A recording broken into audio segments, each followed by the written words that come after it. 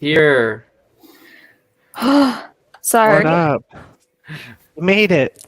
I'm dying, Scoob. It's okay. Technically, you're only like 5 minutes late because we agreed to start 10 minutes. All right. Well, I don't think Liz is coming, and hopefully she does show up sometime. But she's offline and everything, so we shall begin.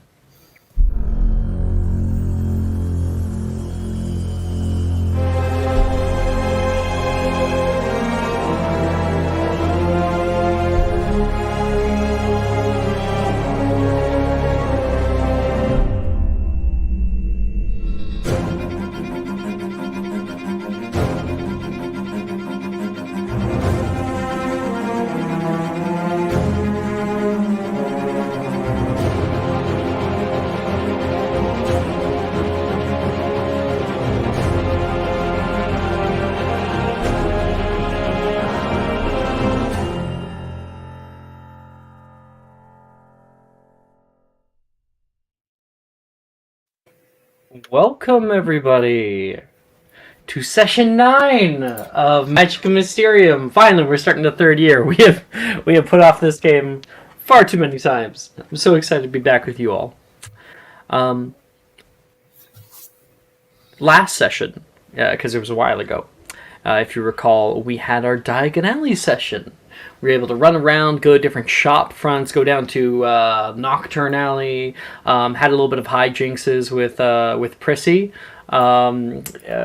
Cassie's horse, which is just the best.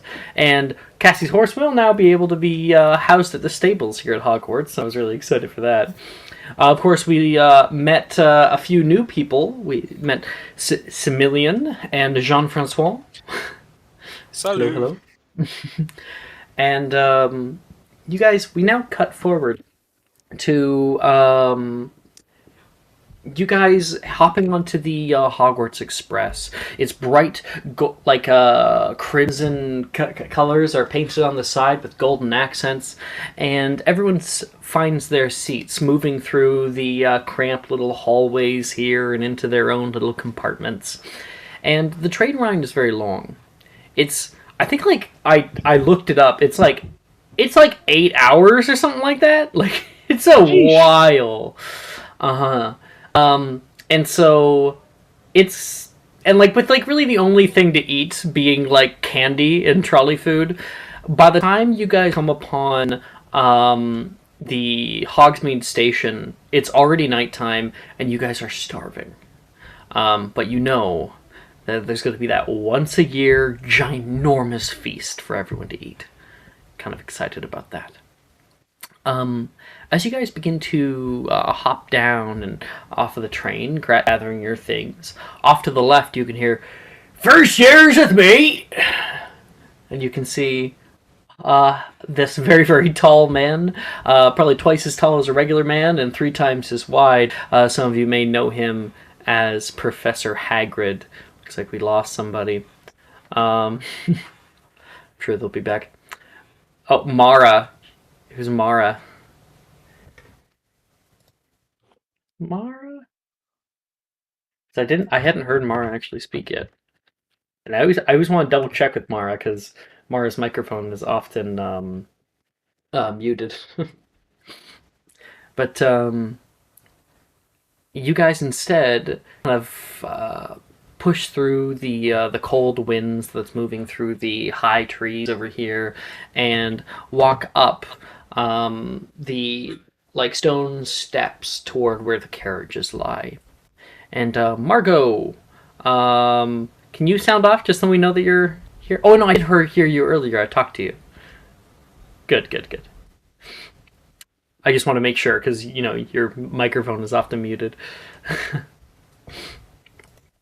Okay. Every time. Happy New Year's! Thank you, Ray! And, yeah.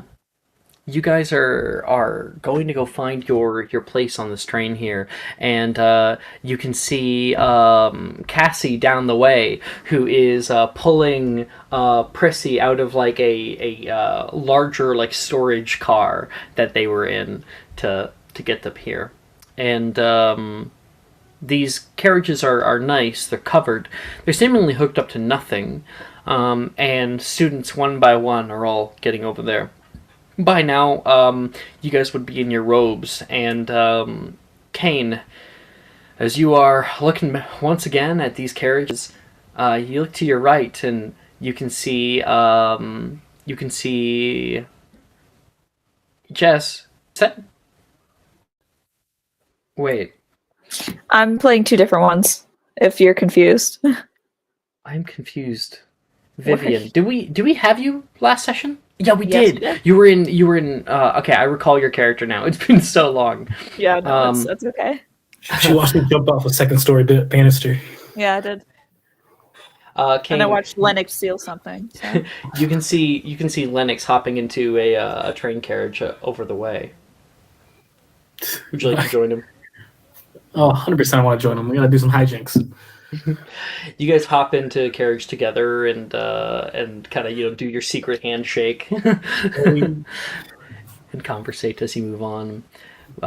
And Vivian, Similian, and Jean-Francois, you are all standing here a little perplexed when you can hear a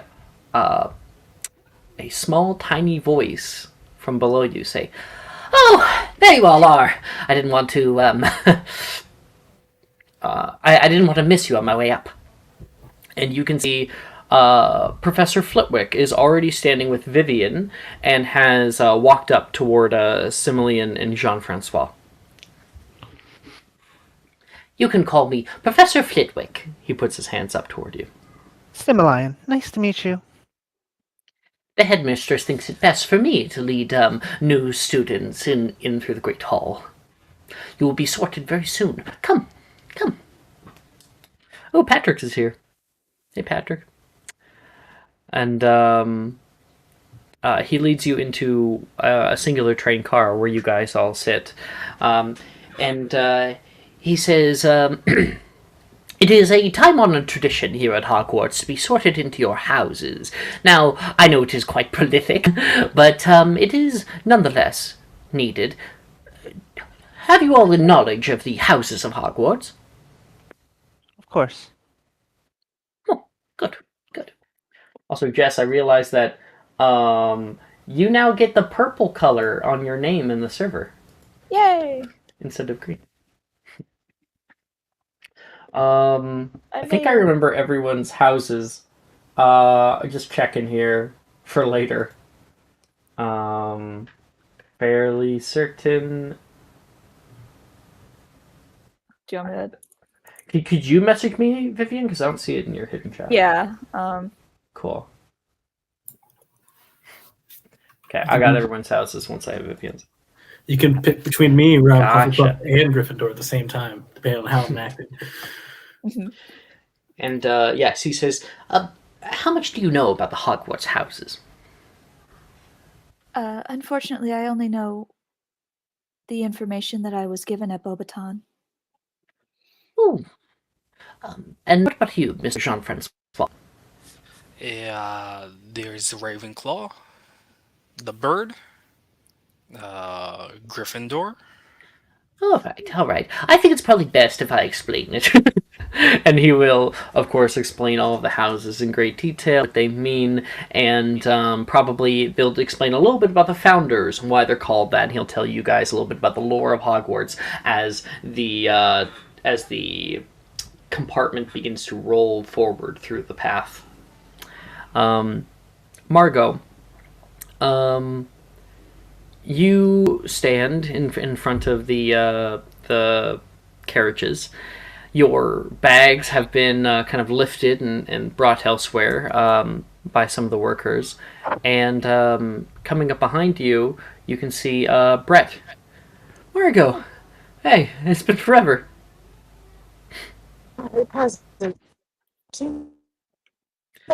Mara, your microphone is whack. Breaking up something awful. Yeah. Just check it.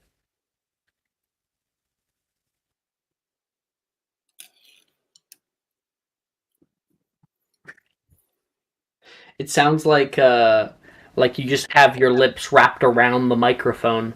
Well, like Bo Burnham does. I love Bo Burnham. So iconic. I don't know who that is, unfortunately. You don't know Bo Burnham? Oh no.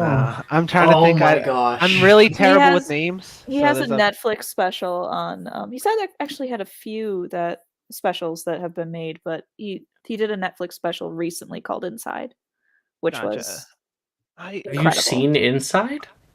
I probably Julian? know who he is, but I don't think so. But I've probably seen him, but I'm so bad with names. Like It's just... falsely labeled as a comedy special.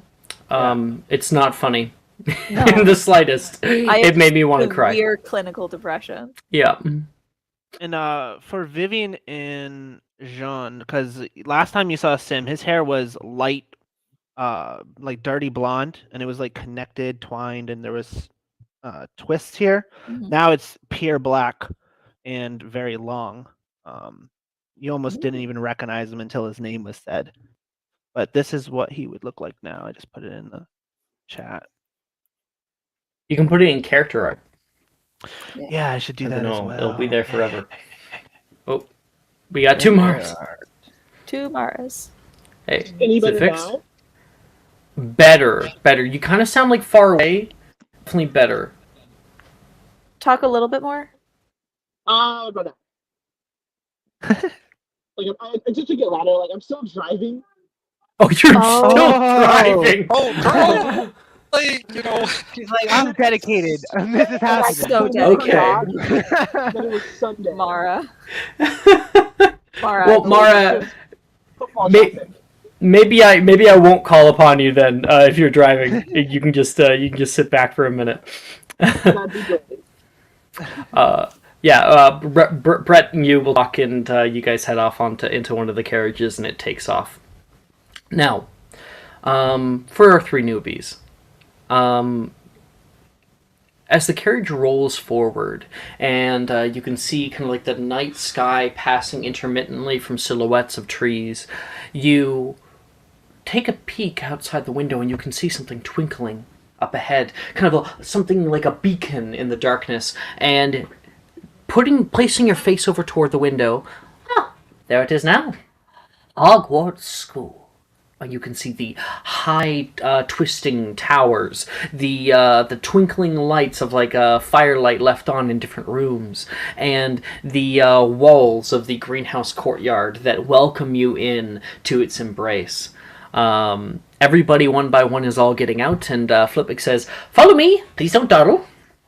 And Flitwick will lead you through the school, across the stone bridge, and into the viaduct bridge, and into the entrance hall. You can see large doors are currently open as people like Kane and Margot walk on through inside. Cassie seems to be a little bit late. And then Flitwick says, not yet, in here. And he will lead you to a door on the left-hand side that instead, as he opens it up, you can see a bunch of first years that are in here. You see one of the first years who is just like dripping wet.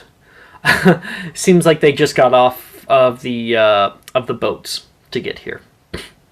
And Hagrid is currently with them. He goes, "Oh, hello, Rubius. Made it here all right? Of course I did.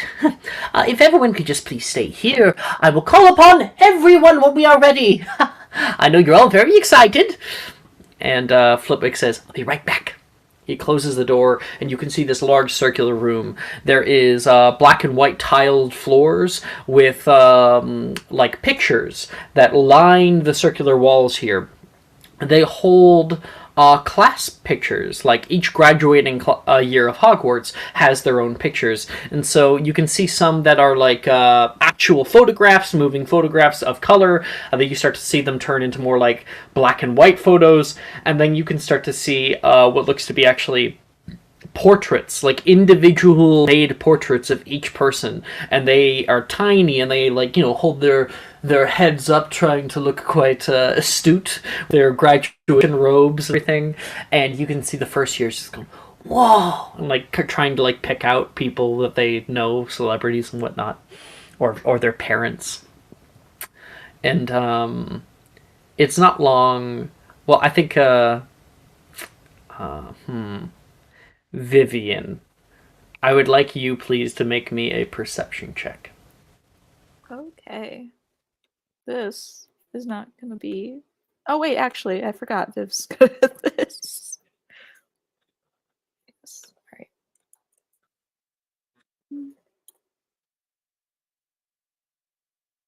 No. Mm-mm. That is... that Just is a no. That is I an rolled 8. a no. That is an 8. Yeah, unfortunately. You're looking around and you don't really see anything of great interest.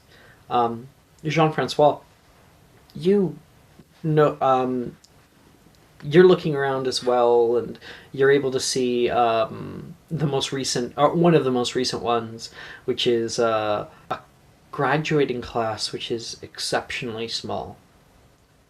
And you can see Harry Potter and, Ron Weasley, Hermione Granger, all those people, Seamus Finnegan, all standing amid rubble. But they got their picture taken nonetheless. It's amazing to think that not too long ago this castle was completely destroyed, and yet here it is, alive and well.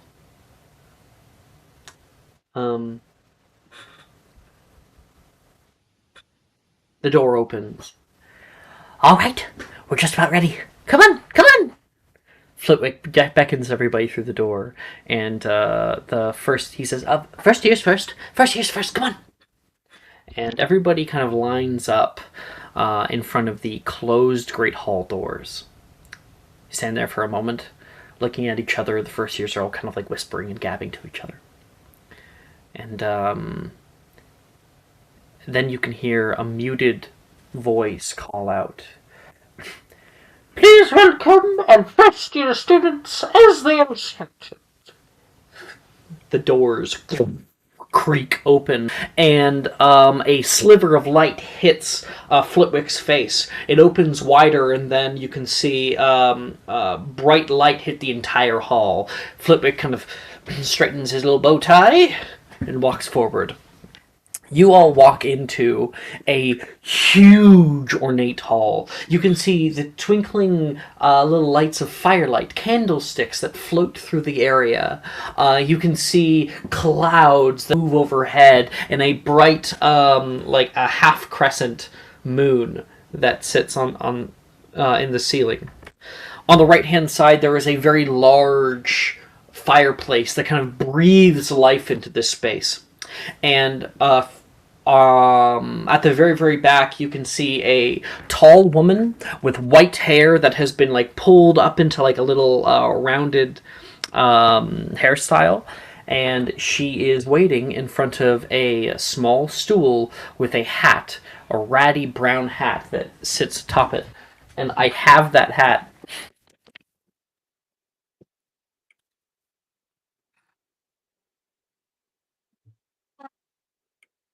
I got that. Like, go ahead.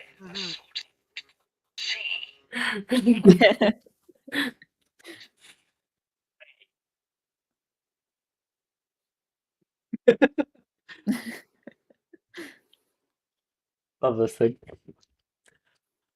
From left to right, the tables are chromatic. You can see on the left-hand side the emerald greens of Slytherin House. Above it is a tapestry of a coiling snake with its head kind of ready and rearing to strike. Next to that, you can see the golden hues of Hufflepuff House and the banner of a badger that is kind of up on its forelegs and looking quite majestic. And then on the right-hand side, in the middle here, there's the azure blues of Ravenclaw House. And you can see on the banner an eagle that unfurls its wings to you. Really fucking weird that it's called Ravenclaw and an eagle is... Why not a raven? Because Joanne doesn't make sense. Joanne does not make The bad sense. writer. Meet me in the pit, Joanne. Like, all of the choices, all the good writing decisions that Joanne made were completely on accident. It's weird. Uh-huh. And it feels like she doesn't understand her own characters very Just well. way overthinking it. That's what happened. And then on the far right-hand side is, of course, the Crimson Reds of Gryffindor House, with their banner of a lion that you can see it like bares its teeth toward you and kind of gives out a roar, but no sound can actually be heard. You can see everyone's kind of looking over toward you. People are giving like a little clap as you guys all culminate right up at the front.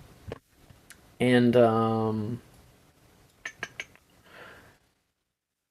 for some of you, in character and out, McGonagall's speech is like the same every single year. She says, "As you will take your first steps into these walls, reflect on what your legacy will be here. At this Academy of Knowledge, you will have opportunities unlike what you will find in the world beyond. These short 7 years are crucial to your future. So I ask that all of you, as your name is called up to be sorted, I ask that you ponder, who will you be? What shall you be known for? And what would you accomplish here?" And I have to get back to wherever my place was. Gosh, jeez. Control F. Says 9. There we are. Around you, for like Kane or Margot, you can see there are a few people here as names are called up that you recognize the name. You can hear the first name that is called, Zachary Anderson. Nolan's little brother. You can see Zachary comes up. He's got like hair kind of parted in the middle. He's got kind of this strawberry blonde hair. He carries himself much different than his brother. He seems more exact, more confident. He walks up, sits down on the stool, almost looking a little bit bored. The hat is placed on his head. Ooh, you can see it animate. You can see like a mouth open up, and it kind of mouths words to himself. And you can see Zachary looks kind of confused underneath of it. And it's silent until you can hear the words, "Yes, yes. Slytherin!" And his robes turn a bright green color. And you can hear Nolan like, "Woo!" calling out for his brother, clapping for him. And Zachary will go sit down in Slytherin House. Another notable first year that you can hear, the name is called Micaiah Green. And Ernesia is like, "Yeah! Micaiah!"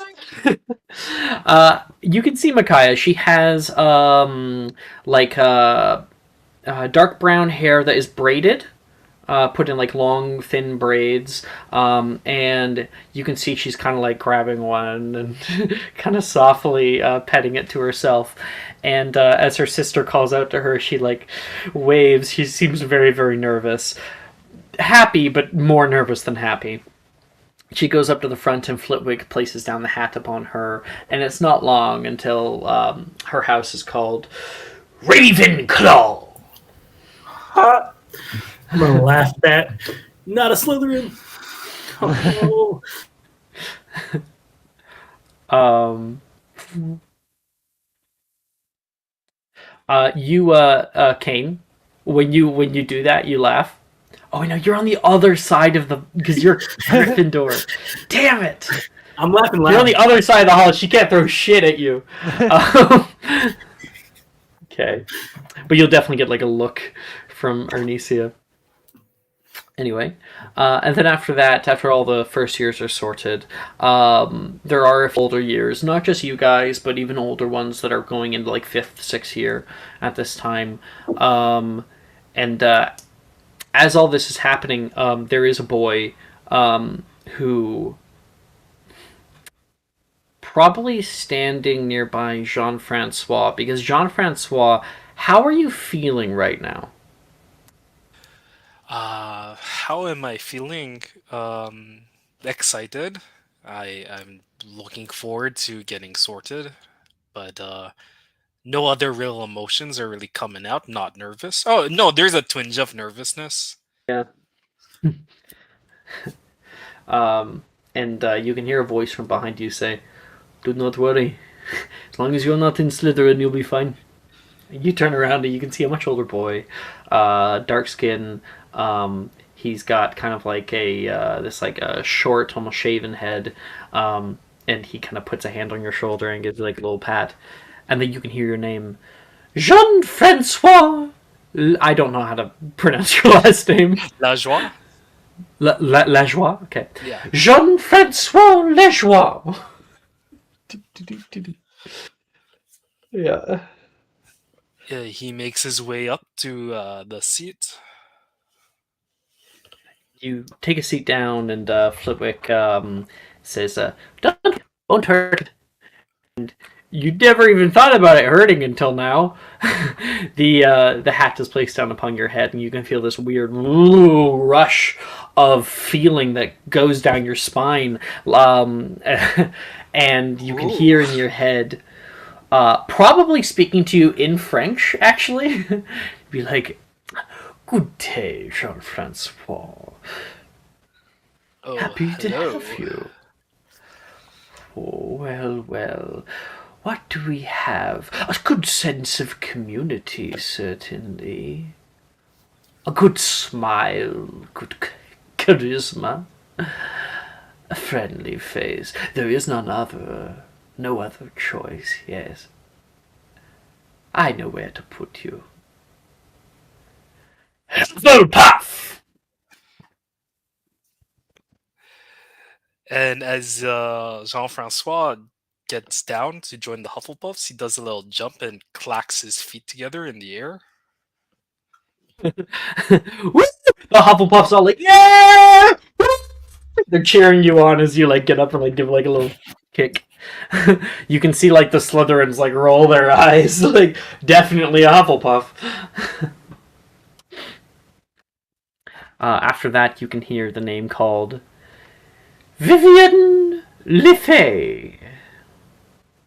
You can hear like a ooh from the Slytherin table. And Vivian, how are you feeling? What do you do? Vivian will very calmly, very slowly walk up to the front. She will give a curtsy, and then she'll sit down. And Flitwick is able to put the hat down on your head, and similarly, you feel that kind of odd feeling.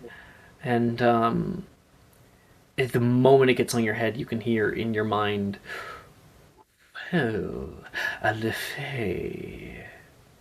It has been a long time since I have sorted one of your kind.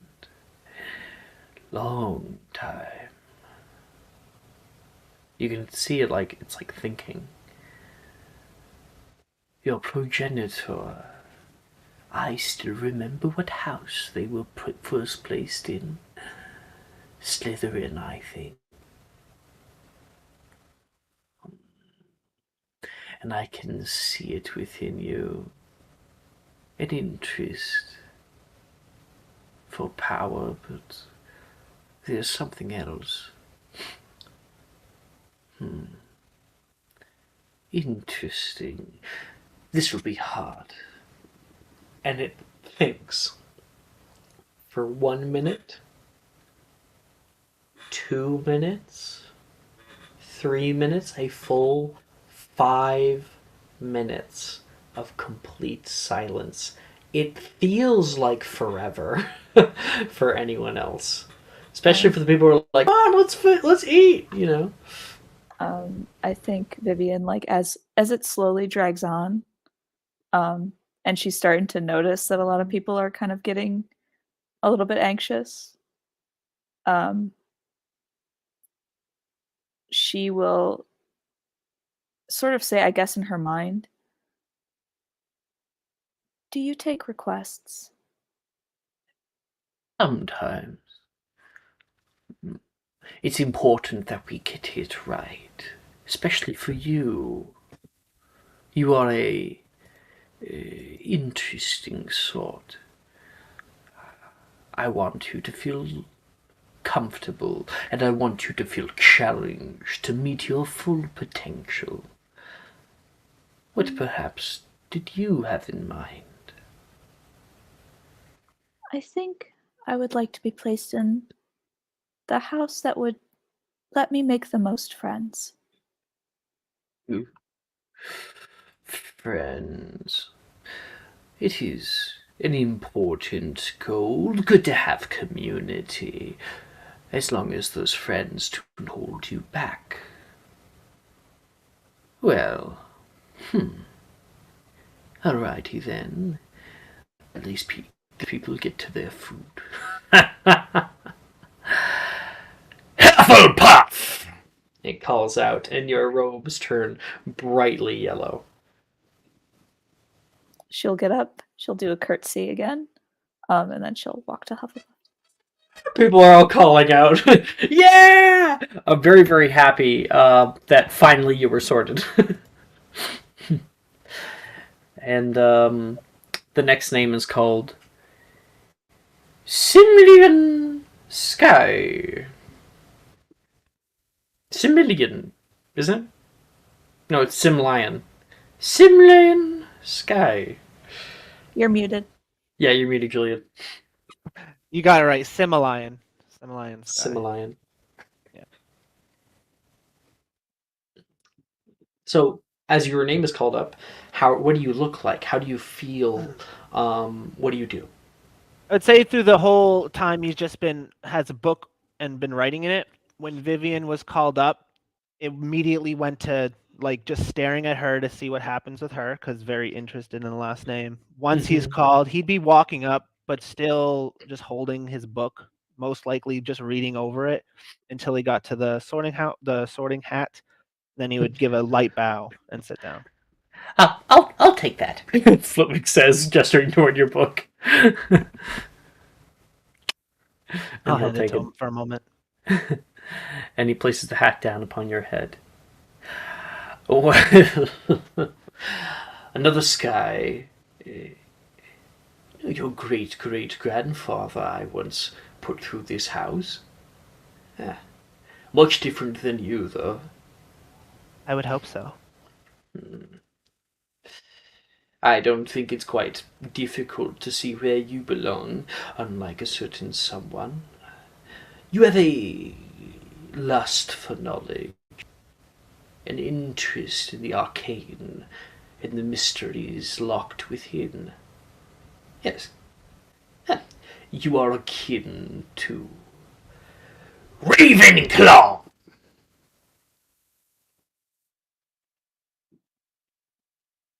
And as Ravenclaw is called out, everyone is able to clap out for you. Your robes turn a bright blue. The hat is taken down off your head. And as your book is handed back, it says, "Good luck.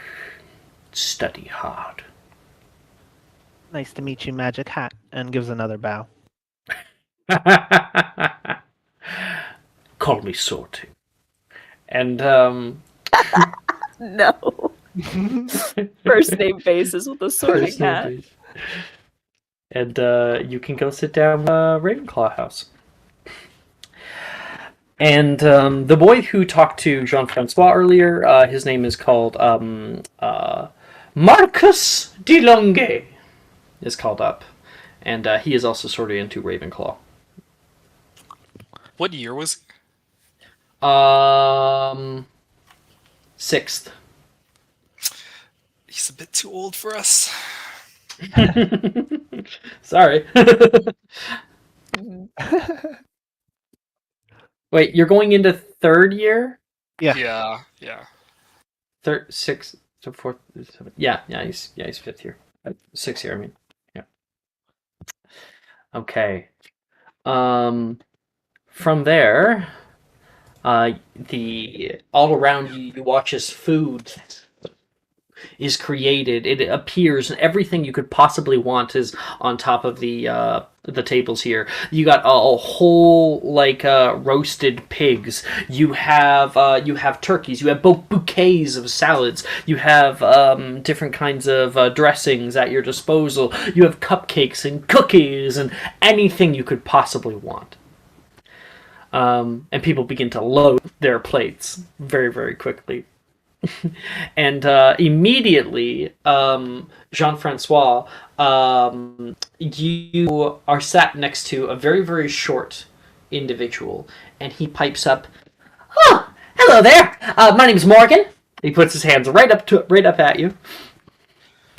Morgan, we met before at the costume Did shop. you? I don't. It's been so long. No, it's a bound problem. It's good to meet you again, Morgan. It's Jean-Francois.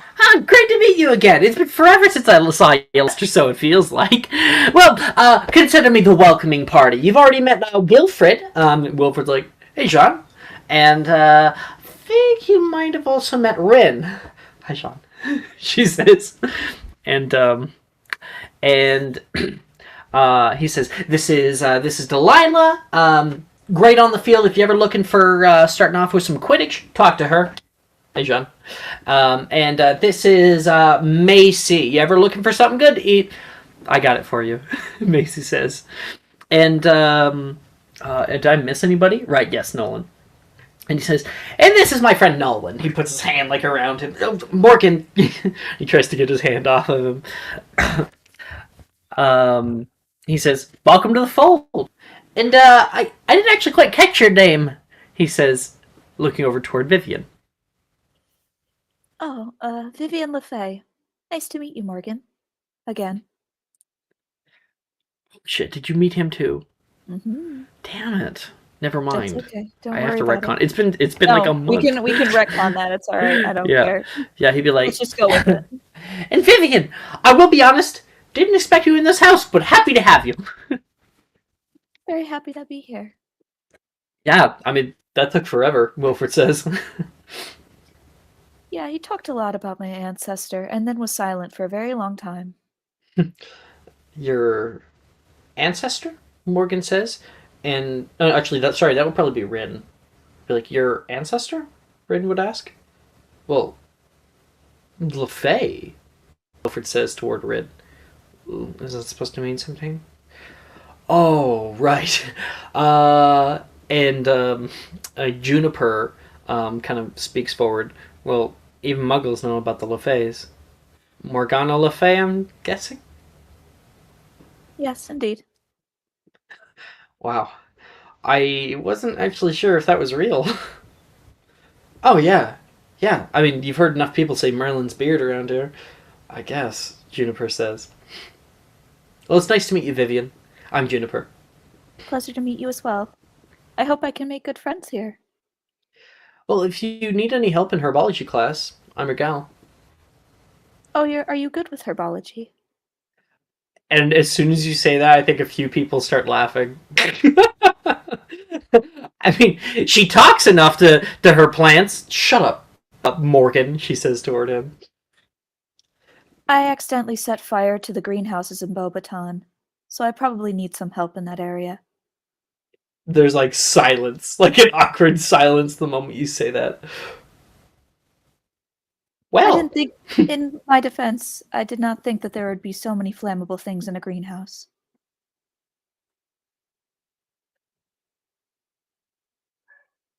you're gonna need my help, Juniper says. Most likely. So that's the Hufflepuff table. Cineline, you sit down at the law table, and immediately a blonde-haired girl says, "Hey, Saoirse," and don't feel weird about all these guys.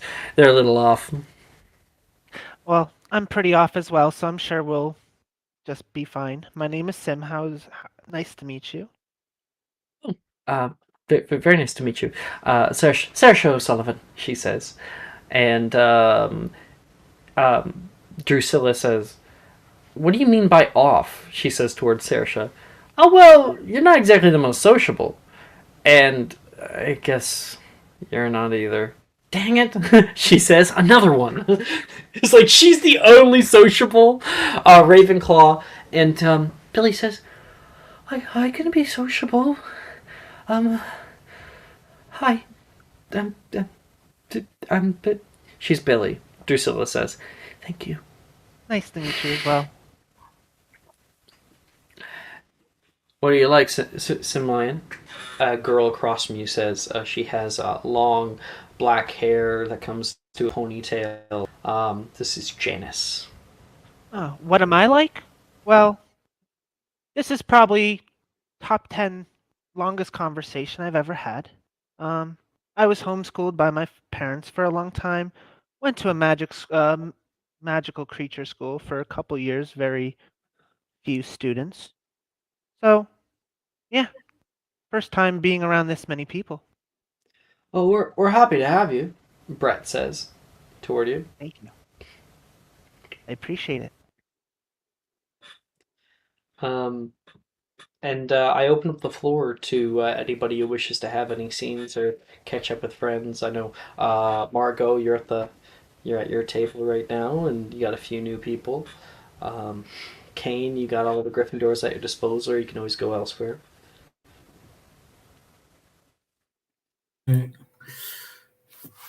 I think I'm going to send. Oh wait, I don't even think I have it. Wait one sec. I have to rethink my scene. Oh no. I don't have a Guardian Leviosa. No. My Do you have it attempted? Yes, I No. think you would, right? No, I'm pretty sure you had to have attempted it. I think I may have attempted it, but Yeah, so you can attempt it now. okay. You would have had to have attempted it because I'm pretty sure it's a The required class. spell in class. Yeah. I'm gonna go ahead and write on a note to Billy from Kane. Hope you like it. Sorry if you don't like it. I can return it. No, I can't. Hope you like it again. And I'm gonna put it Just on like a the- bunch of PS, PSS, PSSS. Pretty much. Just keep going down. And I'm gonna basically kind of tie it to the Blue Akamaru, and I'm gonna attempt to send it towards Billy's way with Wingardium Leviosa. Oh, please don't let me fail. So you're Charlie. tying it to what? The Do you small- have an Alchemy. alchemy? I have a small blue alchemy plush that I wanted. Oh, a strong plushie. man. Yeah, a plush Right. Oh, that I Yeah. won. Mhm. It's gonna look like a small little alchemy's flying over there, but we'll try. So I was like, I don't think Kane's a magizoologist. I don't recall giving him an alchemy. No. You gave him one last year, didn't you know? Yeah. I'm just. You guys just gaslighting me. Like, yeah, you gave me like a magical object. Don't you remember? Yeah, you gave me one too. I wasn't here last year. I totally didn't grab it from the super bad magic shop. Okay, so I'm gonna attempt it. That is a charm, and I'm also bad at charms. that plush was the one you got at Diagon Alley, right? Yeah. Yes. Where's rolling? Okay. I haven't opened up this in so long. I'm so happy. -2, or no, -4 actually. Doesn't so bad. Oh well, I'm gonna. That's not right. Don't add a 0. Hmm. 5. It's going in some cake. Yeah, you can watch it starts to it starts to lift up and starts to like float across the way. You're like, come on, and then you see it like drop. Whoa! You catch it. Oh, come on, get over there, and then you can see it drop right into Janice's food. No. Not my food. Oh. She like I'm turns sorry. around to see. Ugh, Kane, what the Don't- hell? Don't look at the note. It's fine. It's cool. Just pass it down. Just keep. Scourgify it and pass it down. It has like gravy on the end of it. She'll hand. Scourgify. She just hands it off Why? to Saoirse, who takes it. It's like, is this for me, Kane? No. Oh god, this was not what it was. Oh god, just pass it to Billy. Just pass it to Billy. Oh god. Yeah, Sim's gonna look around and say, "Who is that idiot?" Oh. That's Kane Moss. Drusilla says he means well most of the time. I met him. He He's hangs on out a the lot Quidditch with. team, right? I think so. Okay. I don't really follow Quidditch much. Oh, just And- go ahead. Billy takes it. Oh, it's Scorchify. I'm hiding under the She table. Oh my god. takes it off. I'm hiding She under looks the table. across the way, and Kane's not there because he's underneath the table. Oh. And she'll kind of untie the note and like hold it and read it off. And... like reads every line separately. Oh. That's sweet. That's right. I'm hiding. She's going to kind of take it and like look at it in the face and to like open up her robe. Look, you can see a little head peeked with A real like a beak that comes out and like touches like the plush beak, and you can see it comes out and like softly like grabs the neck of the alchemy and like pulls it into her robes. That's so cute. Picked the right one. Oh, if only I didn't drop it in gravy and other things.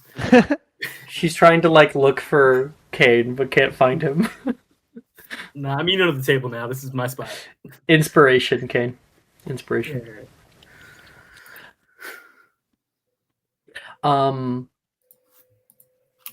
Rin would wait. Margot, are you on the cheer squad? No, she's on the Quidditch team. Damn it. Okay. Barely. Okay. That's fine. Barely. Barely. Rin would probably say, Vivian. I'm gonna ask. Okay. We have like a little club that we do. It's just like once a week. We kind of get together, do some dancing. It's a cheer squad. You should join. Cheering. You're definitely cute enough. Dancing? Dancing? Liz would probably pipe in right around now. It's not quite like dancing. It's more like you yell really loud and you do like little moves, and we use magic too, curriculums and whatnot. Morgan says, "Yeah, they lifted me nearly into the field. It was awesome." Oh. I don't know if I would be good at that. Macy says, "Well, I supply us with good snacks when we practice. We're always looking for new members." Most people find it off-putting when I start speaking too much. So cheering seems like a bad idea. Well, Liz would probably say that, if you're interested, you can meet her at a certain time for tryouts. Okay. Mara, do you wish to talk to anybody? Margaret was not speaking to anyone. She's kind of content with playing with her the scope she got, and she's just like making people rewind. Oh, with the omniocular? Yeah. You're like rewatching conversations back. Like at this point she's probably replaying like Kane send over the thing.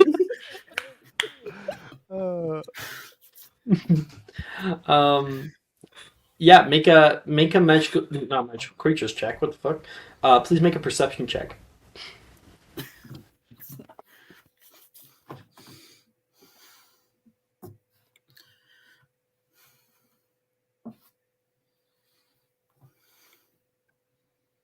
$23. You have a +9? Jeez. That's crazy. Second. With a 23? Holy hell. Okay. You're looking around and you can see many different people doing many different things. You're able to see over at the Slytherin table, Gemma is not there. You see her and you look around and you can find her over by the entrance hall. And she's speaking in the doorway with what looks to be a much older Gryffindor boy. She seems annoyed, upset. The boy seems not upset, but rather just trying to, almost like with a pleading face toward her. Can I see her mouth? Yeah. What's she saying? You have observant. Oh, I yeah. do. Okay. Oh, that Okay. explains it. Totally. Wonderful. Okay. You can see both him and her. And you can see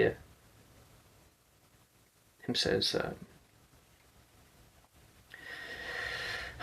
Jemmy, when are you going to give this up? And just don't call me Jemmy. I'm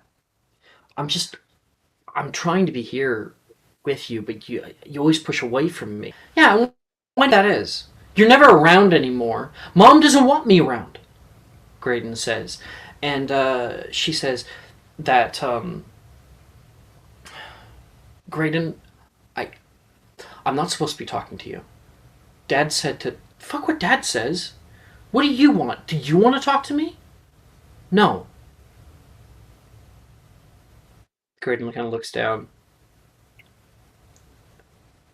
That was... Okay. Fine. I get that you're still upset. But I want to spend some time with my sister. She looks over toward him and says, pathetic. She walks away.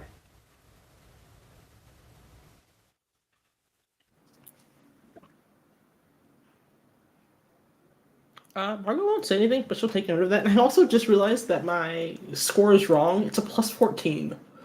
The bot doesn't add the +5 from observant. Oh, no. I think you might have it wrong. It shouldn't be +14. Observant adds +5 to passive perception. Okay, that makes sense then. So it is 9. Yeah. Okay. Oh my God. I was gonna say that's insane. You can roll a natural Sweating. 1 and have a 15. Like what? Yeah. Well, natural one's always a natural one, but, you know. Yeah, but still, that's Unless you're Ravenclaw, in which case it might It's not not. be. Might not be. Okay. might not be. Depending on how funny it is. Yeah. I say if it's for comedy, you take the natural one. Absolutely. Anything for the And- goof.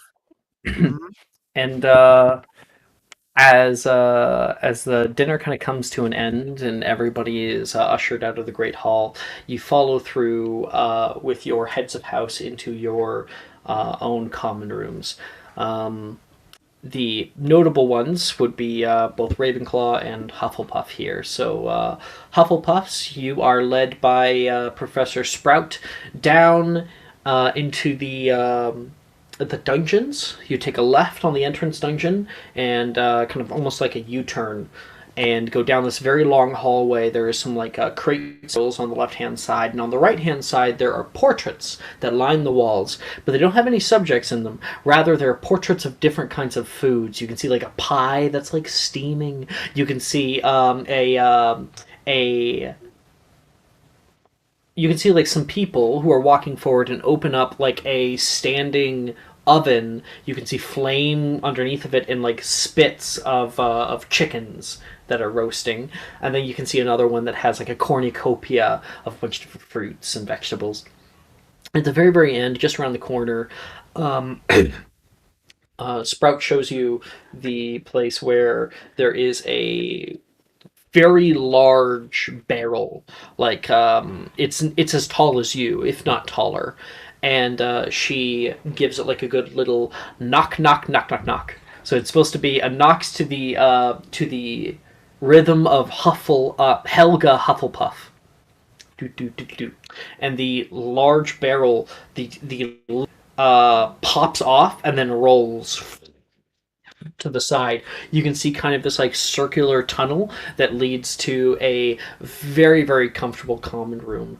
It has beautiful like oranges and yellows. You can see light that is created magically as like a skylight that comes down, and plants that that line the walls.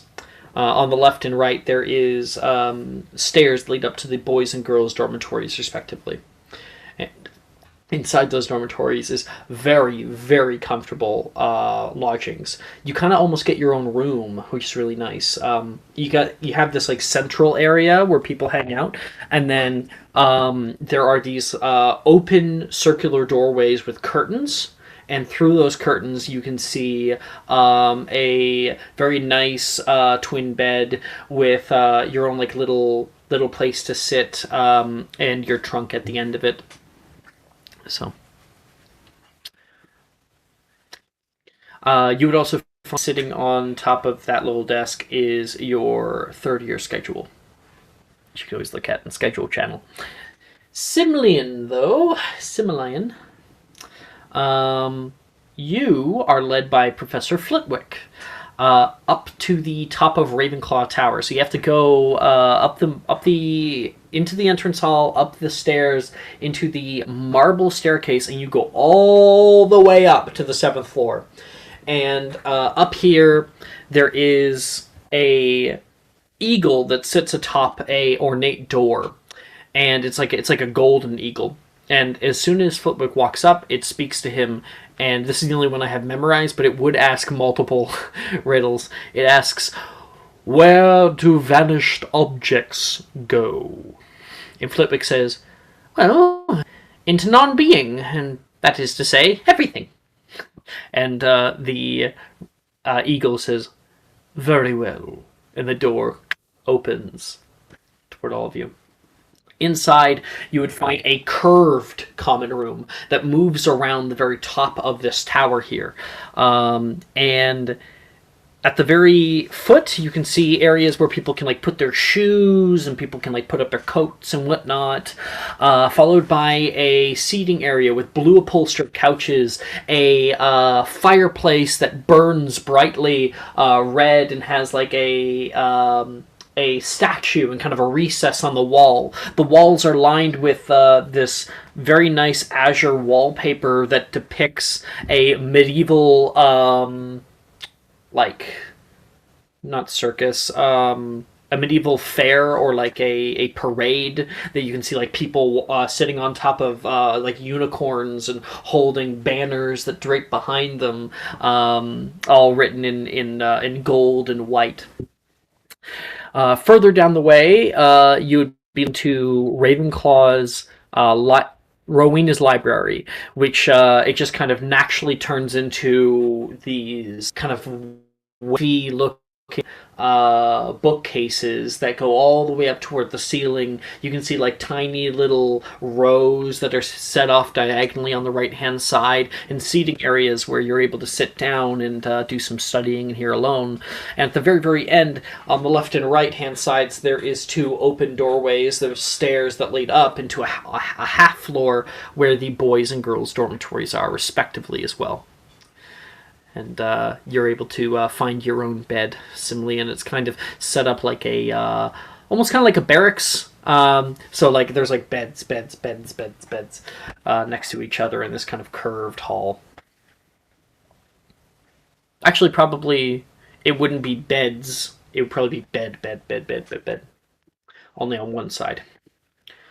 Yeah. Okay, and you also were able to find your schedule. Looking upon your schedule, you can see that the first thing you've got, if I open up third year Hogwarts schedule and present it for everybody. There we are. Present, share screen, window. What is the first period on Monday? History of magic. Oh, History God. of Magic with Professor Bins. Here we go. The best class. The best class. The OG. It is on the 5th floor in the east wing of the Oxford building. Julian, have I had time to go over with you about the layout of Hogwarts? I don't think so. Okay, it's important that you know. Okay. One, it's just fun for like you can kind of feel more immersed, and two, you'll know what I'm talking about when I'm talking about different buildings and shit. So Luckily, I can never get lost. Technically. okay. I'm like a compass. So this is the entire campus grounds. So of course you got actually the castle right here, and then you have like the further grounds, like the training grounds, the Owlry, the Quidditch pitch that's up here in the north. But if we zoom in a little bit, then we'll be able to see just this area. It's a little blurry, but that's fine. This is the boathouse where most people will go and go up the area to the Viaduct Courtyard. This is where a lot of like the Battle of Hogwarts raged on, was in the Viaduct Courtyard. The entrance hall is where we have been. Chamber of Reception is where you guys were looking at different classes of Hogwarts. And then we have the Great Hall, obviously, where you guys just were. Moving up from that, we move into Ravenclaw Tower, which is this circular building right here. It connects with this one. We'll talk about it in a second. This is Ravenclaw Tower. It goes up all the way, and the headmistress's office is up there, as well as your common room. So this building, which has the marble staircase inside of it, that moving staircase, connects to this kind of square donut-shaped building. This building is what I like to call the quad. Okay? So whenever I say the quad, that's what I'm talking about. You might recall this from the movies where like Harry's at night. I think it's in the third movie where he's like shut that damn light off. You know, Yeah. those paintings in the corridor. That's that kind of building, as well as the Moaning Myrtle's bathroom, that's in the quad, like all those kinds of things. It connects, also the hospital wing is in there. Yeah. It connects to the clock tower over here and the clock tower courtyard, which would connect to that like wooden wavy bridge from the movies. So that is South Campus. And then North Campus, we have the Viaduct Bridge, which connects from the Viaduct Courtyard to this building. Stone Bridge, that's actually on the 3rd floor. And then the Suspension Bridge, so which just goes forward. On the North Campus here, we kind of have essentially 2 main buildings. Kind of 3. This kind of L-shaped area right here, over by the North Courtyard, it's called the North Courtyard area, or the Transfiguration Courtyard, sometimes it's called. A lot of classes go on in here. It connects to this large-ass T-shaped building. This is where the majority of your classes are going to be. This one. And this is what I like to call the Oxford building, because the main corridor on the 1st floor is called the Oxford Corridor. So it's the Oxford building. Yeah, up at the very top of that, you know, on the 7th floor, you got places like the Divination Tower, where Trelawney will do divinations with you. Way at the back, you got like the library is in this building. You got Slughorn's office for Slug Club. Of course, we have the Astronomy Tower. This is where Dumbledore died. Up here. And then we have the greenhouses which wrap around it. Yeah. Cool. So, quick overview. Great Hall area, Ravenclaw Tower, Quad, North Courtyard area, Oxford building. Cool. There you go. And you should be able to find all of my maps in the server. Yeah. Okay. And gone. What house is LaFay? I want to give points to that house. That is Hufflepuff, Vamite. And good to see you, Vamite. Immediately gives a point to Hufflepuff. So, in the morning, what you guys would do is you guys would come, into the entrance hall, cross across the Viaduct Bridge, and go into the Oxford building, where you the Serpentine here in the middle, and go up to the 5th floor, where we have History of Magic.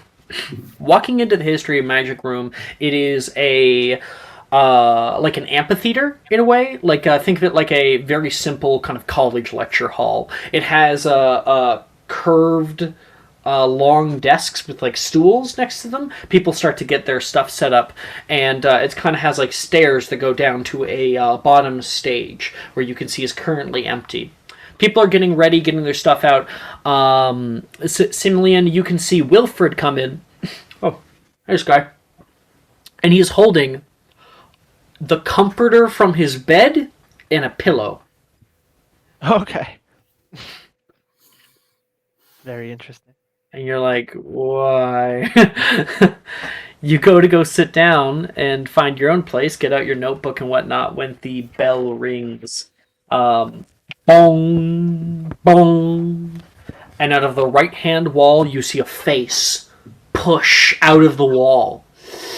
Blue and ethereal, you see an old man float into the space. This is Professor Binns. He's got kind of like a balding cap with frizzled hair that goes out on his sides. He's kind of rotund belly. His legs kind of just become mist at the very bottom, and he's got like a wide bow tie on and just this sallow-looking face. As he goes up to the front, the moment he steps up, Wilfred puts his head down on the pillow. Other people like really steel themselves, and you can hear him speak. This year we'll be covering the 1400s, wherein lies the rather pointless topic of the witches. Non-magical people developed the fear for the arcane after Egbert the Egregious's great-grandson insulted the Spanish queen in 1382. Of particular... Please, everyone make a con save. Yep.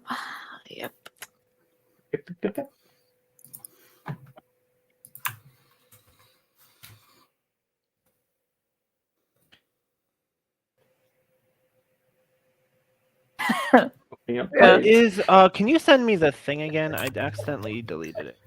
Send you the thing? What are you talking about? The rolling mechanic. It's in the pin. If you click the pins, it should be there. The pin. Oh, I gotcha. Thank you. Similan. We got your name. I'm just making sure everyone's name is up here, and then we got... This is going to be a bad rolling day. Con save. And then we've got Jean-Francois. +1. I got saved by. I got a 3. Yo, no way. I got saved by an 3? advantage. If it helps, like I love everything. So. Yeah, I'm gonna call on everybody separately here. History of Magic Kane. 13. 13. That is a save. Good job. You get an A. Similian, you got 3. Understand it? Yeah. That's up to you. I'm going to be giving the rest of the lecture. You can just listen. Julian? I got a 3. A 3! D. Which is hilarious. Now, here's the question, though. Here's the question. Julian, are you proficient in History of Magic? I want to say no, but let me double check. Hold on. Because I'll double check the exact mechanic, but you are now Ravenclaw. Oh, I am, actually.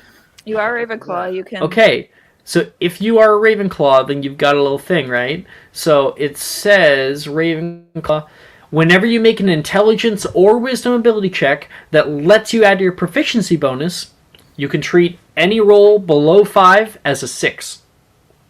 This was a con save, though.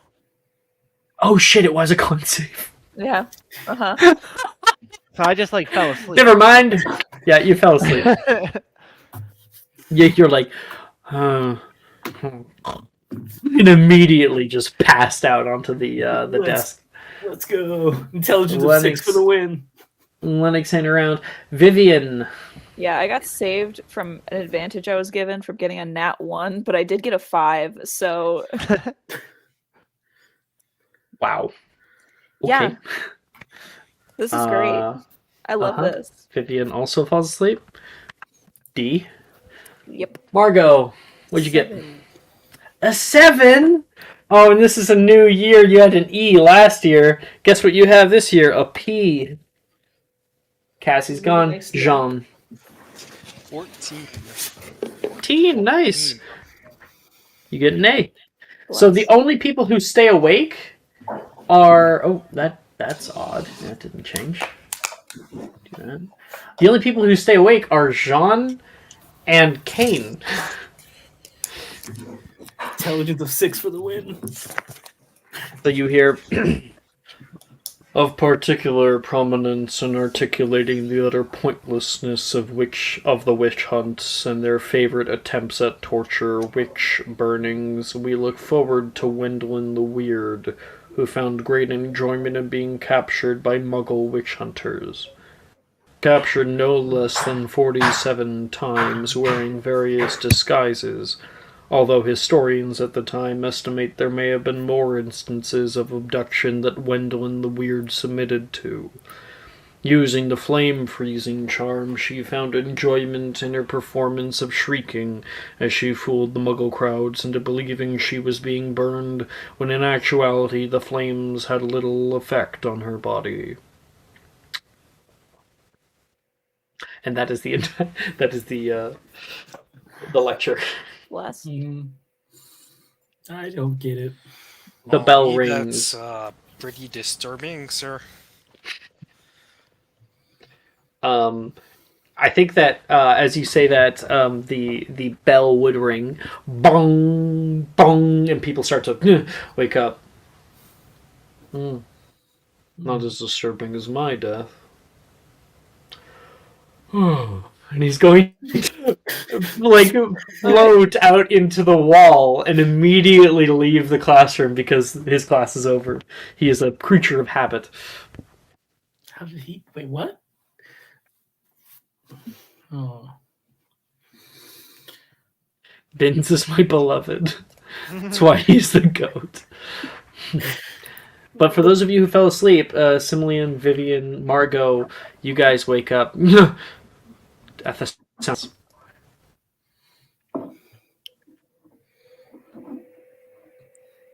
Good nap. Vivian's unlucky. I don't know. Don't know. And Margot, as you wake up, you can see on your desk there is a small letter. She will reach over to pick it up. And you can see there's a seal on it, and you try to open it, and it seems impossible to open. It won't rip. Do I see like anything on the seal that's noticeable?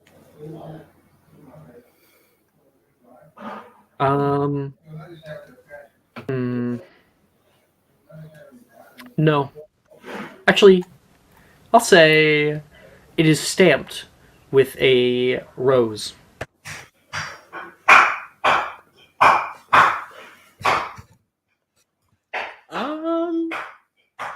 Would this be considered a container, Alex?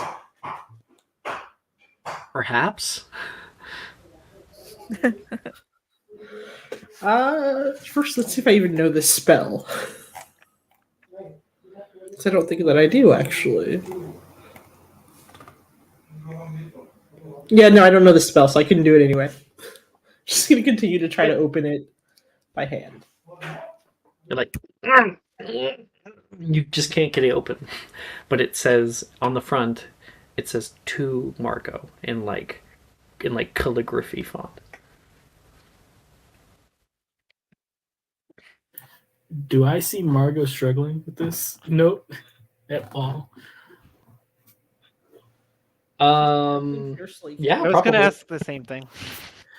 All right. I'll walk up. You and probably be see her like step up, look at this thing, go out into the hallway, and like are still trying. I'll do my weird pop around thing. Like, Margo, need help with that? It's Gosh, just a letter. What have you said about sneaking up on people? No. It- That's correct. okay. I can't open this letter. And Did you try just opening it? Maybe. she'll just kind of look at him. She's like, "It's not working." Hmm. Do you know the container unlocking spell? Container unlocking spell.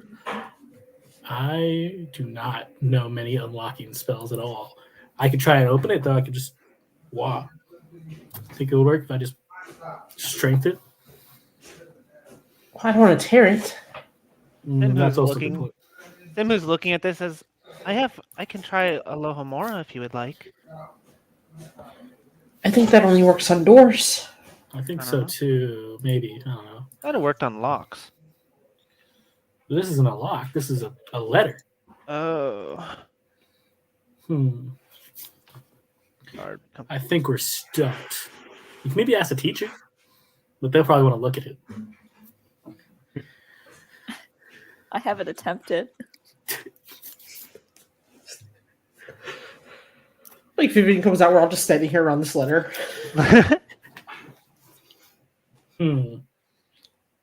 What if you grab one side, I grab another side, and then you just pull? But if I pull in the corners, I won't hit the letter, right? And then we just tear the envelope? I don't really know how the spell works, to be honest with you. You just look like you were struggling. I've never seen a locked envelope like this. It seems like it. Oh, I see.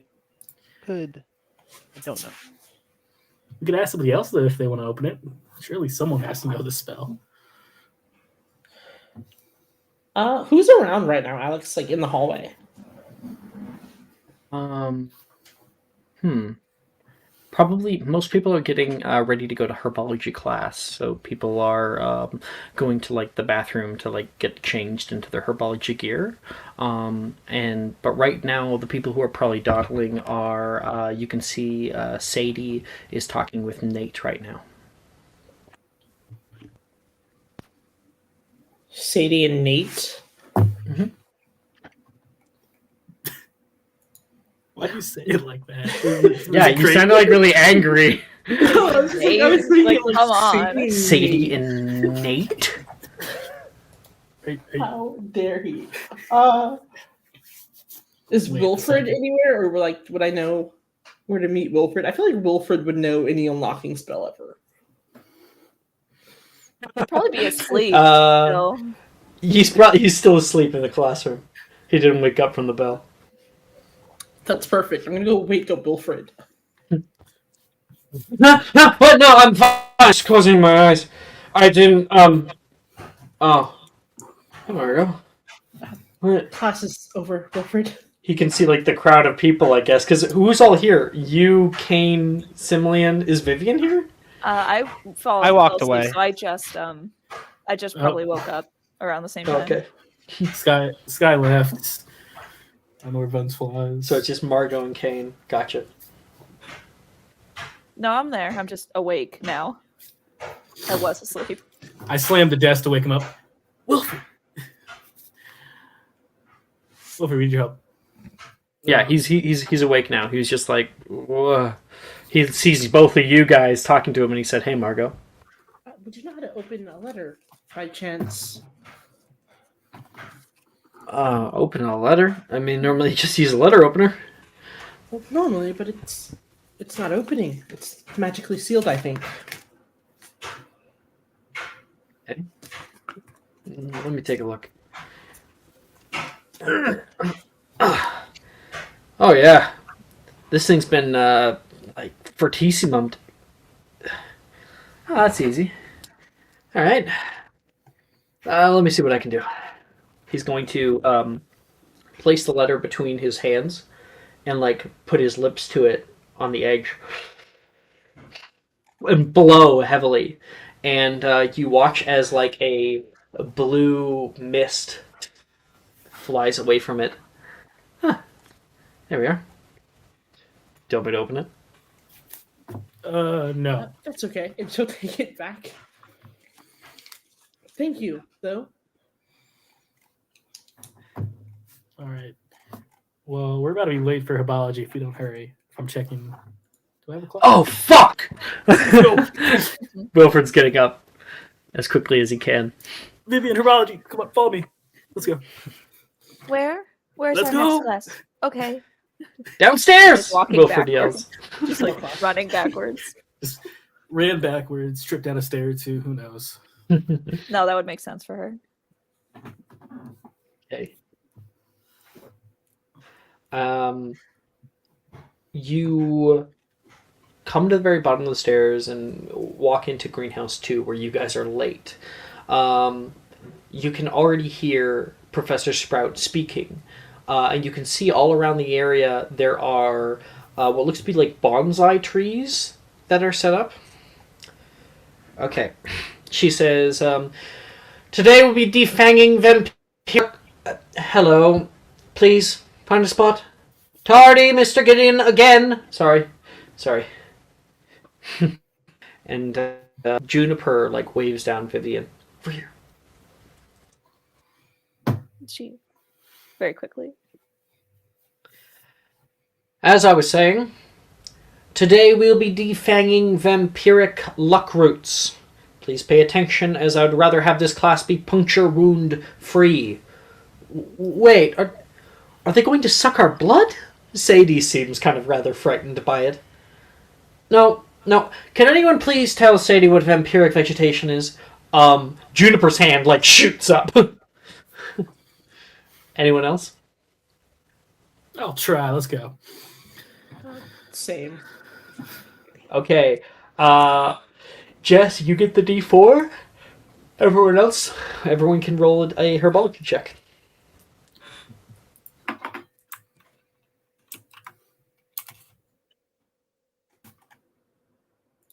Oh, I know nothing.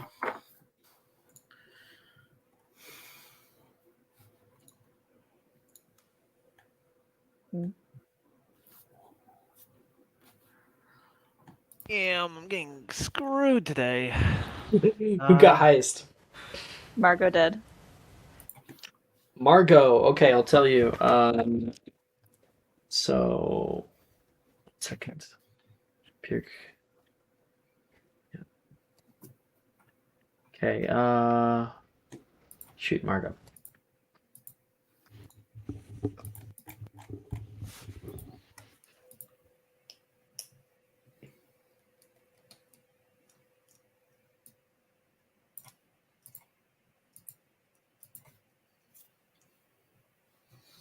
There.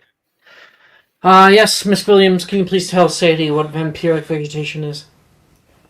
Yes, they're plants that their leaves turn hard and strike out as a defense mechanism.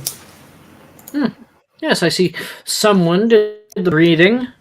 Yes, vampiric vegetation are a group of magical plants characterized by their vampire-like fangs. Because of their sharp teeth, they can be quite a nuisance to handle. Now pay attention, she says. And you can watch her as she kind of goats it to strike out toward her. This kind of like willow-like bonsai tree like attacks out toward her. She puts a hand out toward it and it like strikes out. But she's too far away and it can't hit her. And she uses these little tweezers to like grab the very tip and then pluck it right off. You hear her put it into like a bowl, and when it hits the bowl, it sounds as if like she's dropped a marble in there. Ding, ding, ding, ding. And that's what you guys are all going to be doing today. Please, everyone, make a herbology check.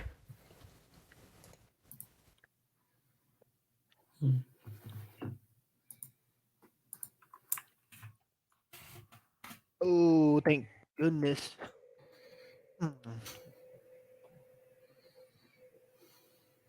Oh. Ain, what'd you get? I got an 18. 18. Oof. Nice. I got a You're 20. muted. Me? Oh, you're good now. I can Okay. hear you. I got a 20. 20. Okay. Ooh, very nice. That's an O. Vivian. 13. Not bad. Not bad. Okay. Marco. I got a 7. Yeesh. Jean. 23. Ooh, Hell yeah. boy. Okay, so Sim, Kane, and Jean, you guys do this quite expertly. You guys are shown. Did I get Vivian's? You got 13, right? Yeah. You guys are shown how to properly do it, and you are grabbing like little tweezers. There's a few times where it gets close to actually like nipping you, but you're able to pull yourself away. You over time are able to take off the very end tip leaf of every single like stalk of leaves that it has, and now as you get closer, it kind of wraps around you, striking out at you, but it's just like leaves you, nothing more. It's kind of cute, really, when it isn't about to, put a puncture wound in your hand, and then you can hear "ow" from Marco as you get probably the third nip in the palm of your hand, and there's like a little bit of blood that's coming down. Ooh. Ow. Gosh, Professor, this isn't working. She says, well, why don't you just partner up with Delilah? She'll be able to help you. What? Why me? Well, it looks like Juniper already has her hands full. And Vivian, Juniper's there with you trying to show you how to do it. Vivian's going like, shh, shh, shh, like hushing the plant. You do get nipped a few times, but it's very slight. Ow. And Margot, Delilah will help you through it. She'll goad it toward her because she's very quick with her hands, and then you are able to like take the tip and pull it off. What position do you play in Quidditch? Keeper, Alex. Keeper. Should probably go to the hospital wing after this. You want to use your hands if we're going to win the cup this year. Yeah, probably. You won't. Delilah picks up like her vampiric luck root and like mimes throwing it over Kane's head as he's looking away. And puts it back down.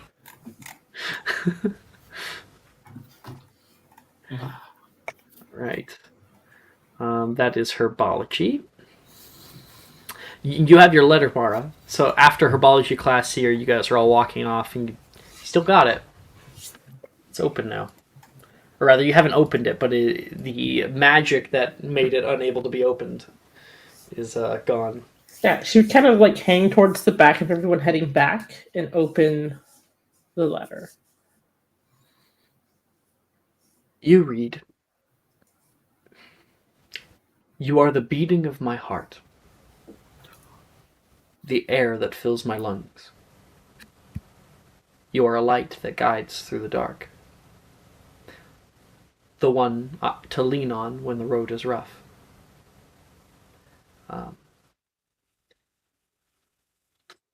I cherish every moment with you, the way you make me feel. I am grateful for the love I have, a love that is strong and real." And it has no... it doesn't say who it's from. She is blushing like so hard right now. And she's It- looking it is around. It is only addressed as yours.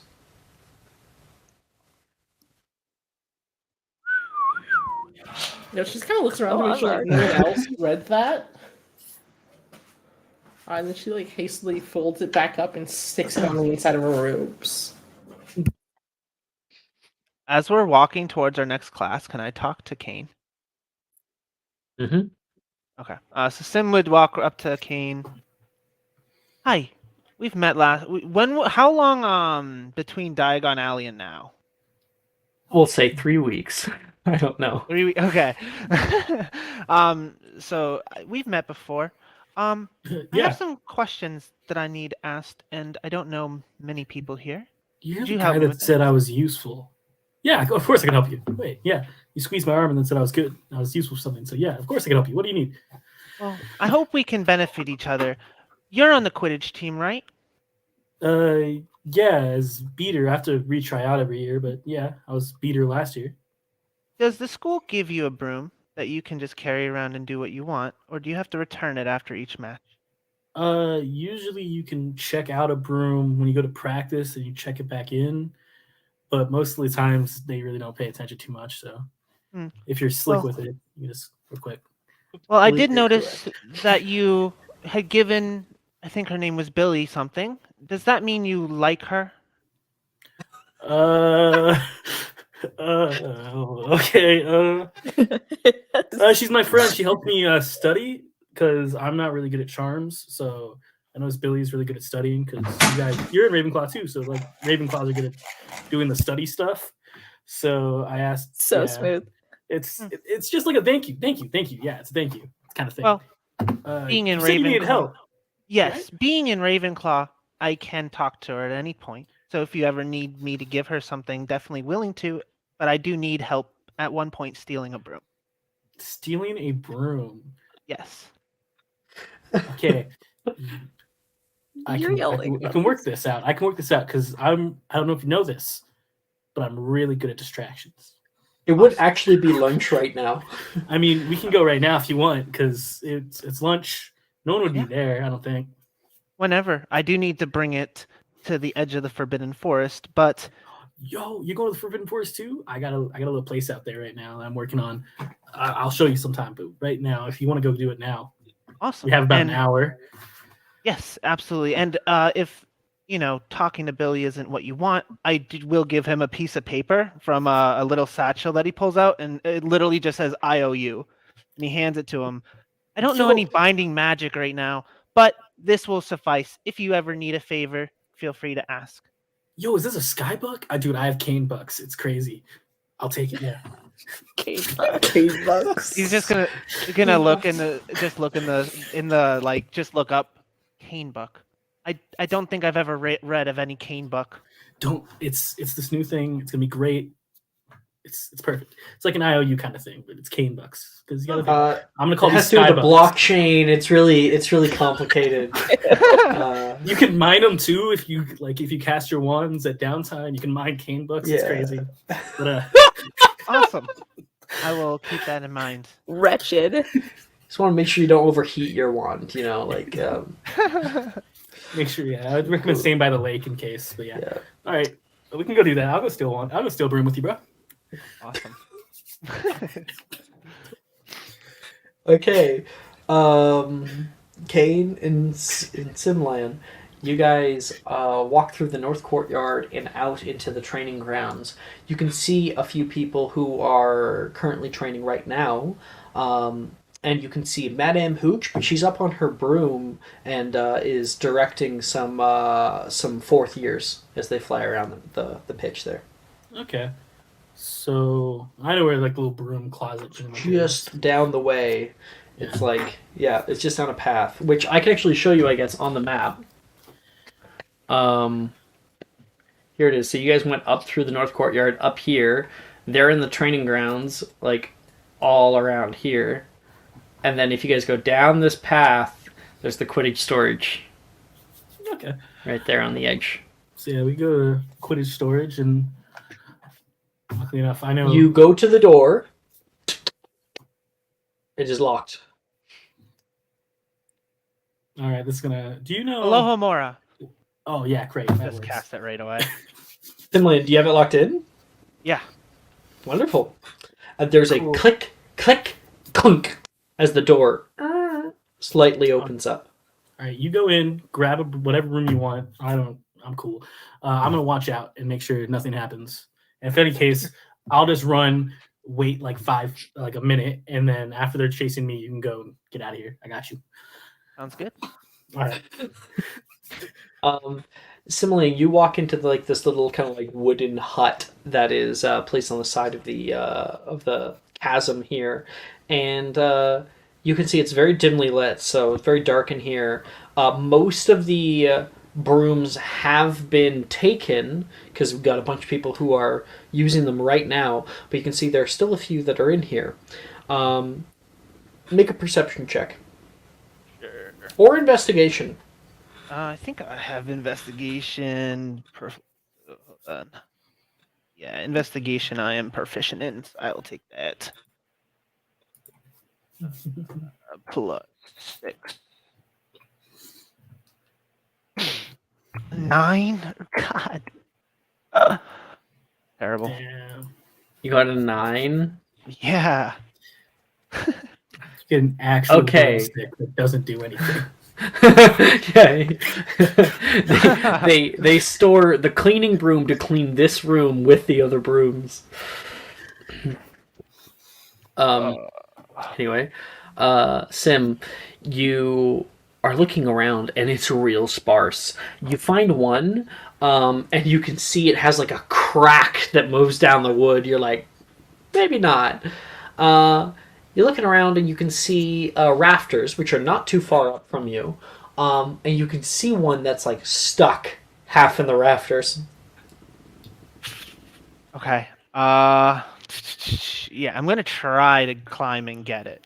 Or Make an acrobatics check.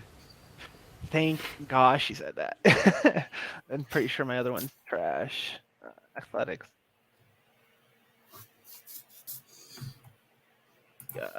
Plus 3. Please don't kill me. 4. I got a natural 1. Oh, Oh. Wow. For an acrobatics check, I love Yeah. it. Okay. So Sim up, and then Sim outside. You can hear, Mr. Moss, doing a little bit of late riding. You can see outside Kane. You can see Madame Hooch, who is like gliding in on her broom. yeah. It's riding is. I was gonna do some practicing because I also got to work on my temper. So I was gonna ride to calm down because that last we would have won it if I didn't freak out in that last Quidditch Cup. Quite all right. Quite all right. That's how things go. Tensions can go high. Can you show me this one move? You can What hear was like this that? big noise come from inside of the hut. I'm just, Sim, you're currently laying on your back. what? Did you see that over there? Where's Lennox? She says, looking at you. He's at lunch right now. If I'm being maybe honest with you, he's at lunch. She's going to drift down and like step onto the ground and start storming over toward. Okay. I'm gonna be honest the with you. door. I'm a really cool guy. I'm gonna do. She's going to push you to the side. Sim, what are you doing? You're hearing all this. I'm just like sitting there on the ground. Kane's like, what if I do like a little dance for you? Are you gonna Actually, forget about what I'll just just- happened? I'll just hide if I behind the just- door. Does it open in or out? Like It goes in. It goes in, okay, so yeah, you I'm can just definitely gonna try to like squeeze against. so make it a doesn't stealth close. check. Come on.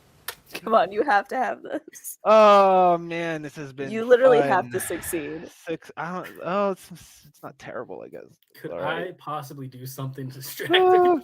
Perhaps, yes. Yeah, depending if I don't Just roll another start natural one. yelling. 12. I mean, it's not Okay. terrible. Will be contested by a perception. So, Kane, what are you doing to? I'm just gonna basically offer. Okay, I Cane owe Buck. Sim. Oh, she already called Cane Bucking. All right, we're by checking. What are you doing to distract her as she is walking into the door? I'm just gonna go and run and just shoulder check her.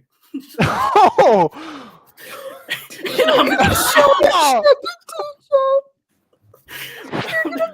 I'm just gonna yell run. She's like 90. She's like 100 years old. Yeah, but as I do it, I'm gonna just yell, run, like run fast, go. That's not at all. I'm not gonna move. I'm gonna try and grapple with you while I'm at it. I'm not even Grapple gonna her. move. I'm just gonna Make sit a behind the door. Make a tackle. It's a strength attack. Oh, Tackle this poor old lady. exactly. Like he needs to get out. I promise You're he's gonna get get out. You want to get in trouble? expelled. It's fine. It's assault of a teacher. It's okay. 30. Margot left. Oh, Margot's back, but it says device not connected. Oh, we're not doing that. We're not doing that. Oh, Oh this is no! No, I'm using inspiration on that. Someone. It, Okay. it went to a national. I'm going to hell. You rush head first into her hand grabs your face and opens up the door. Just with it. Oh, it didn't work. Maybe Natural 20 for her. Perception. Of course she does. Oh. Yeah, she'll grab your face and like open up the door and then say, Is there any way we can talk about it? Lennox, you have 3 seconds. This door was locked for a reason. 1, It's not Linux. Yeah, It's not Linux. It's 2. me. I I was walk trying to. out. Oh. I told you it wasn't Linux. I didn't lie. I would She never lie will. to a teacher. Throw you off to the side. Hold on. Hey, Sim, can I ask you just a quick question before you do this? Yeah.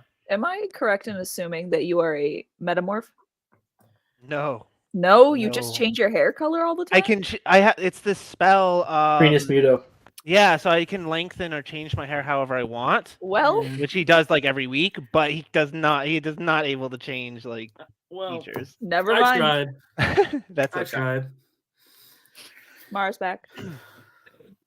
That is a fucking hilarious attempt at just kidding. Stealing a broom. You guys are both found. You are introduced to Madame Hooch, and the two of you have detention for the next week. Love that for Madam, you. before I go, can I say, Madam Hooch, how was the shoulder check at least? Was it What's it? was it attemptable? Was it a nice Needs tackle? work, she says. I'll work on it. Oh boy, that's fucking hilarious. I Okay. cannot believe. No. That's, So, how did I get um, detention without Linux? That's the question. I've rolled like below 10 except for once tonight. yeah, you've been rolling shit tonight. I've been rolling amazing, apparently. Yeah. Must be That's nice. okay. I'll try again later.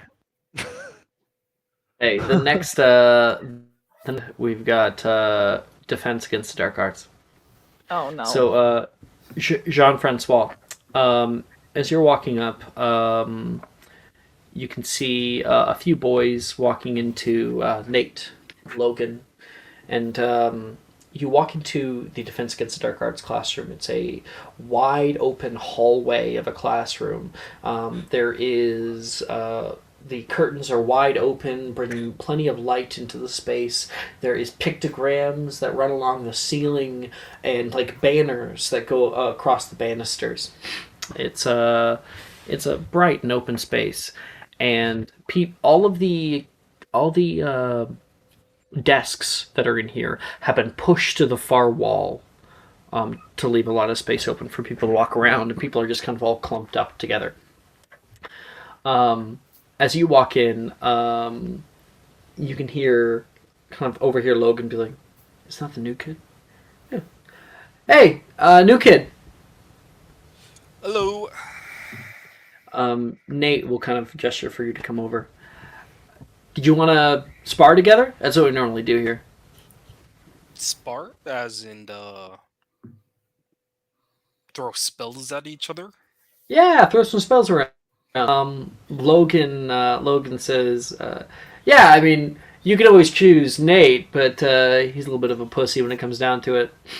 Hey, I'm nicer, is what he says. You know what? I would like the nicer person, if that's possible. Nate, right? Yeah. Logan, why don't you go be not very nice to one of your sisters? And Logan like kind of chuckles at that. Always fun. Logan, by the way, and yeah, he Logan? will. Jean-Francois. He'll give you a good handshake. Pleasure to have you. Sam! No! And she says as he starts walking over toward her. You can hear, hello, class!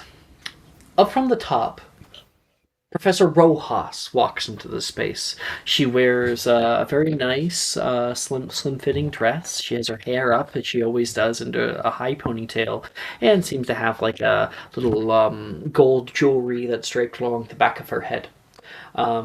She seems to be in a good mood. She kind of like hops onto the railing and like down to the same floor that you guys are all on. We have a lot of fun things to do this year. But I'm most excited to teach one of you the greatest defensive charms known. It can end a fight in 3 seconds flat if you're quick enough, immediately knocking your opponent unconscious. Obviously, I'm referring to, she says, standing in front of everybody now. Bunch of hands go up. That's going to be a history magic check. Vivian gets a d4. Sim actually had his hand up first. Oh, I saw you first, but sure, if you say so. Sim, d4. Bing.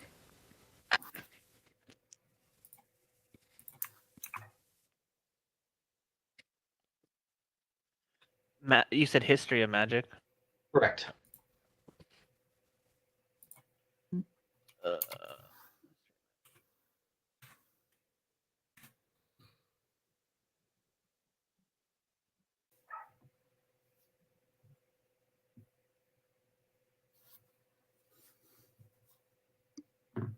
Yes, finally.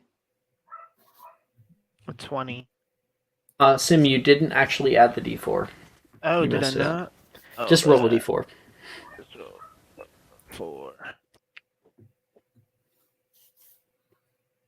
21. Okay. Yeah, that's when we go with one of our new students, Mr. Sky. Do you know this? what I'm talking about? I believe this spell is stupefy. Is it Yes! not? Stupefy, 5 points to Ravenclaw. And I don't think I gave points to Hufflepuff earlier, so 6 total, 5 points to Ravenclaw. Wonderful. Yes, Stupefy. It will be one of the most powerful tools in your arsenal of spells, but it is strictly banned from use outside of consensual duels. Now, what do I always say? Macy puts up her hand. Yes, Macy. More raw feeling? No, not that one. Not that one. Logan puts up his hand. Points at him. Stop waving your wand around like that. You're going to hurt yourself. Well, yes, you will, but if you do that again, it'll be detention, Wilfred announces. Can someone tell me why men never get the hint? Rin says. No! The best defensive spell is one used sparingly. The group kind of all goes, oh, in unison. She's never said this before. So, don't make me write more paperwork when you get detention for using it times you shouldn't. And she'll say, well, Mr. Sky, come on up. I'll walk up. I thought she was going to say, Margot, stop breaking windows. R.I.P. You're Sky. right. She flicks her wand, and behind you, a mat appears on the ground. All right, you ready? Yes. Perfect. So, it's a quick flick with determination and deliberation. Stupefy, she says. There's a similarly, and you watch as a bright red flash hits you from her wand and streaks across the way, hitting you directly in the chest, and suddenly you're knocked back. Darkness. Everyone else sees Sim hit the mat. Completely unconscious. Oh Oh no. Some people give like a little like clap out. Wonderful, wonderful, very easy. Oh, and of course, with anybody who may be going unconscious today, there's a simple counter charm for such things. Renovate. She flicks her wand down toward you, Similian, and there's like a dark smoke that goes out of her wand and then wafts up your nose, and you like cough as you wake up. Everybody, one more round of applause for Mr. Sky. And I'm gonna give a little bow. She'll help you up. You're able to give your like a little bow. Thank you, she says. Why would you volunteer to get hit with Stupefy? You can see mats are set up all around the room for people to fall onto, and Rojas is at the ready to revive any fallen students. You guys may get into groups of 2, and you'll have 3 DA spells to attempt. Well, Kane, since we got in trouble together, you want to pair up? I try to get you out of trouble, but yeah, we can do that if you want. Just let you know I'm not. I'll try. I'll do my best. I got you. You won't get hurt. Maybe. Yeah, you'll be fine. Jean, where do you want to set up shop? I think I am already paired up with Nate. Was it? This is Nate. Yeah. He's trying to speak to you. Where should we set Oh up shop? shit! Sorry. Over there. Does that work? Yeah, I like it over by that corner. Less. If you go in the middle, you might actually get hit by someone else. Okay. Well, hit me with your best shot, My best shot. Are you sure? or your medium shot. Just cast Alright. a spell. And he will cast out Stupefy. And fails it. Stupefy. There's a spark at the end. Yeah. I was never very good with offensive charms. Better with Jinx Hex Curses and healing. Yeah, me as well. Hurting others isn't really my thing. Well, Spells. don't think about it like hurting. Try it out on me. It's just like a peaceful slumber. I'm just pulling up the command. Try a spell attack.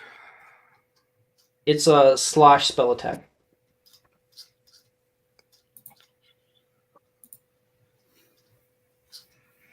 If you're using Mike's bot. All right, cool. Shit. What is the roll for this? Charms. I think it's like a Charms, isn't it- Dex plus charms. Okay. Are you using the bot? Like, are you using like Avray or are you using the other bot? I was using the bot. I don't really know how the bot works. My bad. Oh, you're using Avray. That's what you're saying. Yeah. Oh, okay, wonderful. So yeah, it's charms plus dexterity.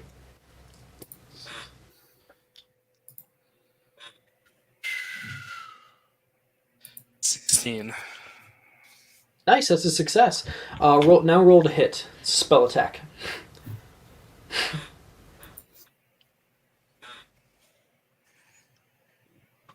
15. Ooh, yeah. So you go stupefy, and there is a red spark that just blasts out of the end of your wand and hits him right in the shoulder. Whoa! And he hits the mat. He's unconscious, sleeping. Am I able to try to wake him up with Renervate? If you want to attempt it, yeah. Alrighty. 3 plus.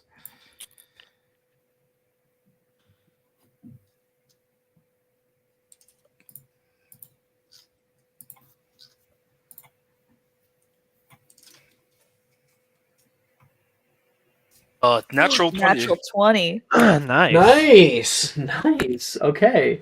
So that will be 5 more points to Hufflepuff. You cast Renovate, and very easily, there's like a smoke that comes out of your wand and drifts up into his nose. Hey, Oh, hey, you okay? No, you did a great job, man. He'll put his hand out and kind of like grab yours and pull up and kind of put his arm around you, give you a good pat. And Rojas walks over. I was just, but looks like you have it just fine, Mr. Jean-Francois. Merci, thank you. And she says, "You should promise, especially with healing spells." 5 points to Hufflepuff. Hey, good job, man. No, good job on you. You took that hit pretty well. Well, let's see if you can take a hit, eh? And he is going to cast. He is going to cast Furnunculus.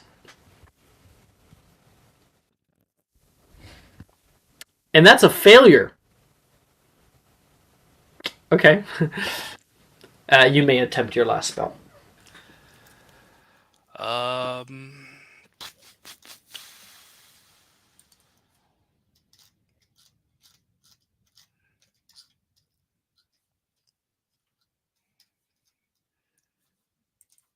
Sorry, 1 second.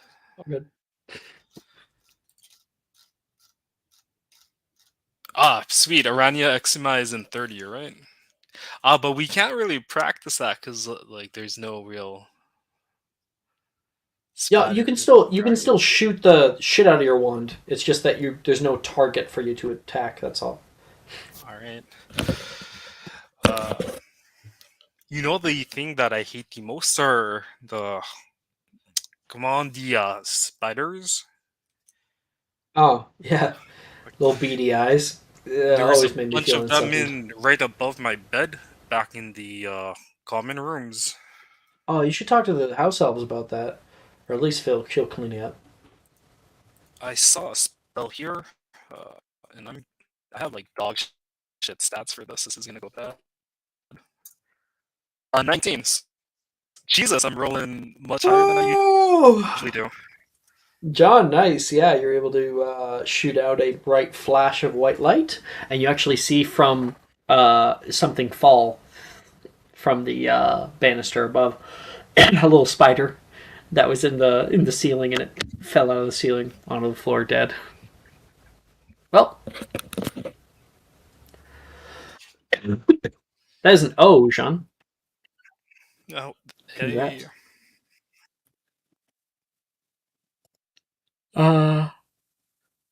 Margo, who are you partnering up with?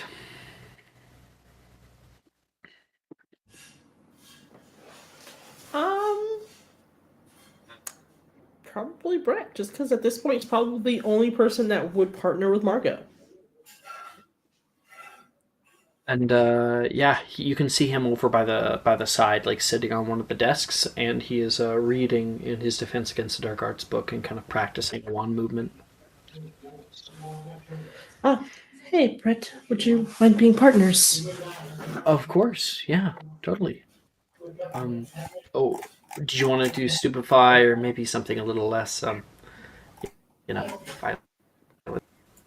I'd actually really like to work on Protego.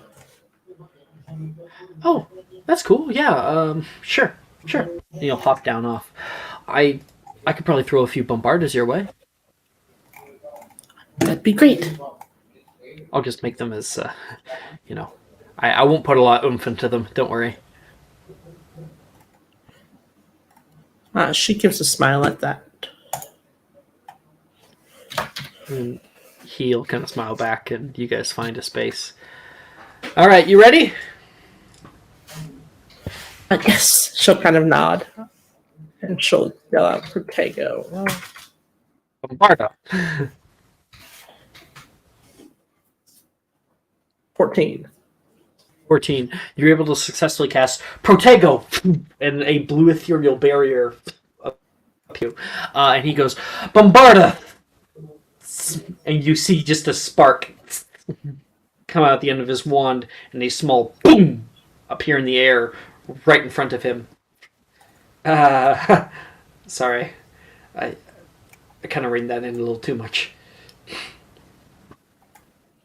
No worries. I really appreciate you helping. I think I'm actually just gonna research my next two though. Oh, okay. Could you maybe throw a spell at me, though? I want to try a Protego. Of You're supposed course. to be able to do it quick on the fly, and I want to be ready, just in case. The funny thing is, she knows nothing, so she's just gonna like throw Aguaminti at him. You know no to hit spell. Alex, she's got a -5 to anything No, that's you would have had to. You would have had to do Bombarda previously. You would have had to at least. She failed. Oh no. Oh yeah, and you don't want that to be one of your spells. Yeah, I see ya. So The you last have time nothing she locked did it, in. She like destroyed half the room. So you like grab, I don't know, a little like a pebble and like flick it at him. What? Protego? Yeah, he goes to Protego, but he's too slow, and the pebble like thwacks him right in the forehead. Whoa! What was that? I'm so sorry. I didn't know any spells, and I figured, well, a stone would. Do You the same figured thing. a rock would be better? You could be a chaser with that arm. What we go? I'm really sorry. I thought you'd be able to block it.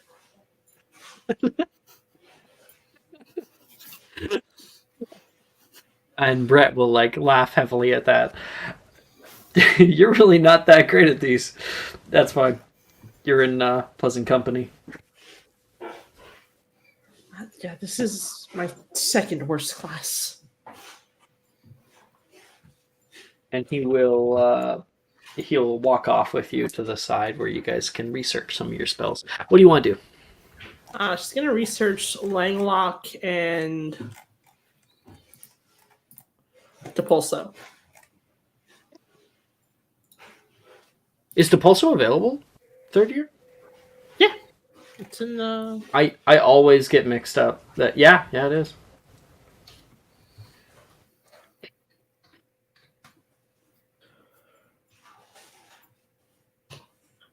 She got a 10 on Langlock. Failure.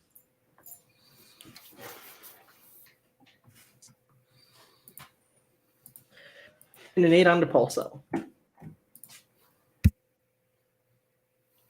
For the 10, because Liz always gives them out, take encouraging words.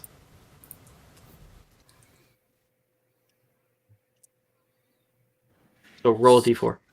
So 14 on that 10. Which makes that one a success.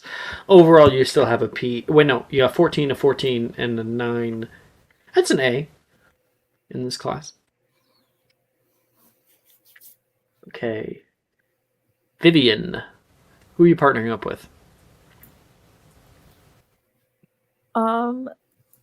So Vivian's kind of standing in the middle of the room with her wand out. I guess it all depends on who is extremely unlucky enough to be her partner. You could always join us and do like a tree. Like a tree. I'm pretty good at defense against dark arts, so if you guys want to go, a tree. Well, would be the funniest option. You're definitely with Sim. I think who would go up to you is probably Darcy. Hey, you're one of the new kids, right?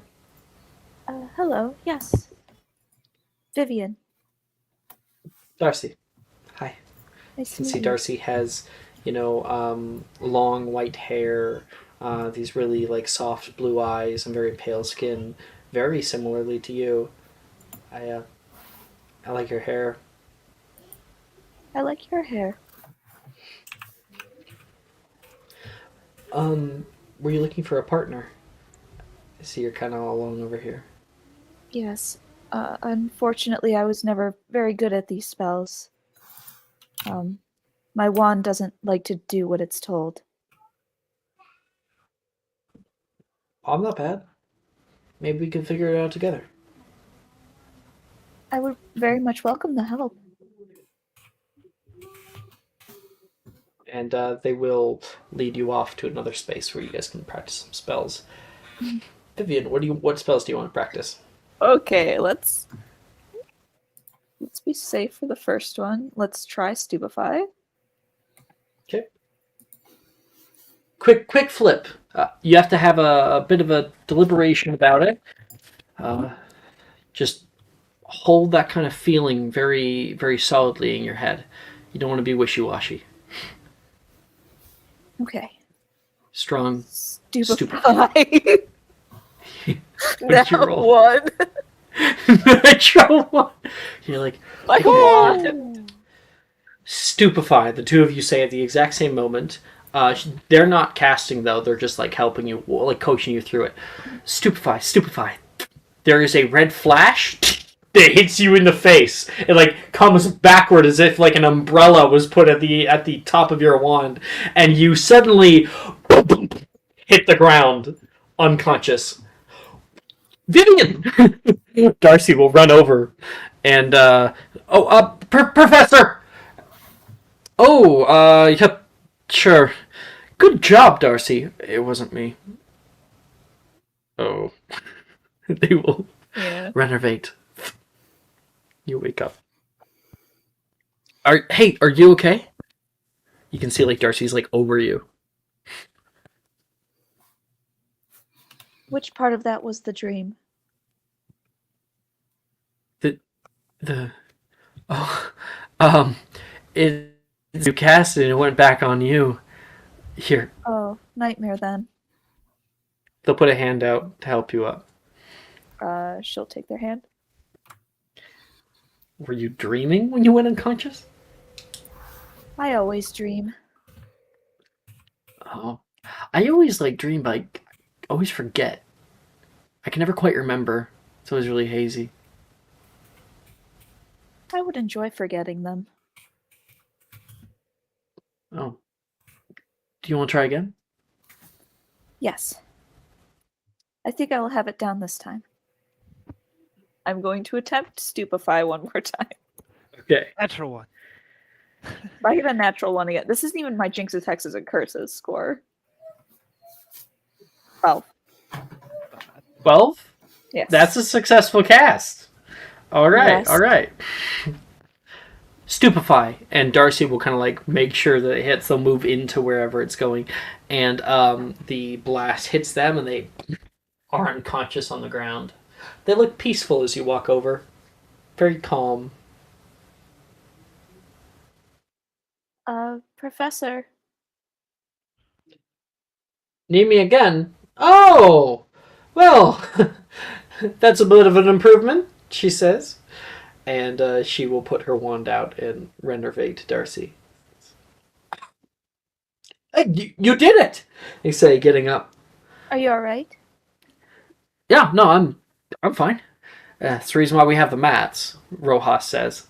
Yeah, Professor. Okay. Don't mention it. Thank Rojas you. will walk away. You're not so bad. Okay, the first one was pretty bad. The first one was Second one, terrible. though. I'm worried about trying more of the overtly offensive spells. We could always just research something. That's very true. What would you suggest? Are you big into Quidditch? I was never allowed to play. You want to? I fell into the broom storage room back in my first year and ended up breaking at least 6 brooms. Didn't answer my question, though. Will you teach me? Oh, yeah, I guess, like, might be able to go off, like, 5th period or something. Are you taking Muggle Art class? I don't believe so, no. It would be fascinating, though. Well, even if you're a fan, personally, I like Curriculum, because you can cheer on for different teams. It's useful in survival situations, I guess. That's what Rojas says. Curriculum. Alright, I'll try that. And the two of you will go off toward the seating area and try that out. Go ahead. It's curriculum. So I think Darcy first off would show you. Say, watch. Perbiculum. There's like a little swish and a push upward, and out of the end of their wand there is a red light that, like a tiny little firework, explodes in the ceiling, and they say, just like that. That's the simplest of the. Even by putting a little bit of power into it, and they fire off a yellow one, and when it explodes, you can see a badger in it. Oh, very pretty. You can add illusions. I think I can try this. Charms plus Dex. Here we go. Don't get another nat one. 19. Nice. Ooh, okay, good. So with a 19, do you want to upcast and like create an image? Yes. What image do you create, and what color is your sparks? I think she creates a lily. And the lily is white with a little blue in the center. Sure. Normally the limitation is that you kind of have to stick to like a And just single blue. color, but And just blue, yeah. I guess. Like a very light sky blue. Yeah, just like that. A lot of people like using it for cheering. A lot of cheering in this group. Oh, well, it's a good community of people, you know. If you don't count Logan, of course. Although he's a little bit of a dick, do watch out. Oh, is he terribly mean? No, I wouldn't say terribly mean. Just a little bit. He's funny when you get to know him. All right. I think I'll like it here. And since you got a nat 1, it's supposed to put your grade down by 2 wherever it would be. But then you got like a 12 and a 19, so you got the full range. So I'm going to give you a P instead of like a D. Moderately failing. Yeah. Okay. That's Vimian. And Kane and Simlan, you guys are last. As we walk up, so when you saw Sim in the Great Hall, he was carrying a little tiny book with him to the front of the sorting hat. This time he has a way bigger notebook.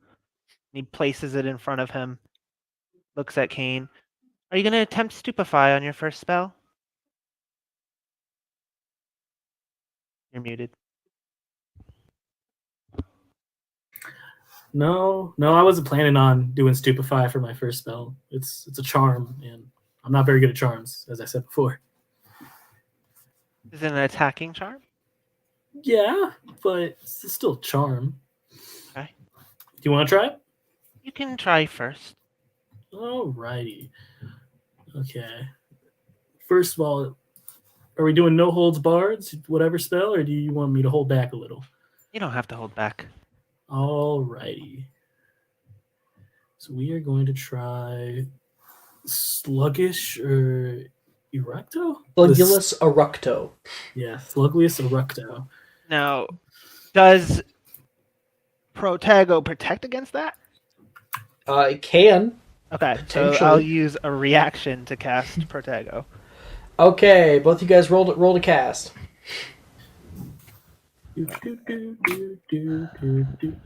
15. Nice, that's a successful cast. 17. Kane.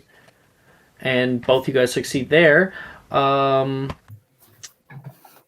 So now roll to hit, Kane. Okay. DC is 18. Holy, why is your DC With so a plus high? 5 from Protego. Oh, yeah.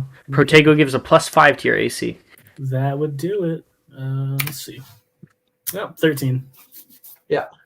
So, Kane, you strike out Slugulus Eructo, and you can see this like crackling purple energy come out toward Sim, and Sim easily just kind of like strikes it away with this like little barrier that's created that disperses it immediately. Oh, wow. That's pretty interesting. He blocked it. Yes, my first attempt ever at this spell. I've read many times about it, but never had a chance to attempt it. Okay. That's actually pretty cool. Here. You mind if I try another spell? You want to try and block it first? Sure. Wait, so we're trying the same spell, or are we doing a different one now? You can do a different one if you want. I'm going to cast a spell. Okay. If you want to block it, you can block it. Sim. Yeah. If you have subtle spell, quicken spell, then you would be able to keep your Protego up and cast. Because Protego is considered a dedication spell, meaning you need to use your action every turn to keep it up. And if you have quicken spell, you can try casting a spell as a bonus action. I think I do have it as a quick. I have Quicken. I think it's the only meta magic I have. Cool, yeah. So try it like a quicken spell, because you get to keep your Protego up by doing that. Okay. Go ahead. You can go first this time. Still got Protego. Actually, yeah. Okay, I'll do. I'm gonna cast Relatio. Relatio, yeah. So you want me to grapple you? Relatio. I think it No, makes you drop your wand. It makes you drop what you're holding. So it is. You could use it as like an Expelliarmus potentially. So yeah, go ahead.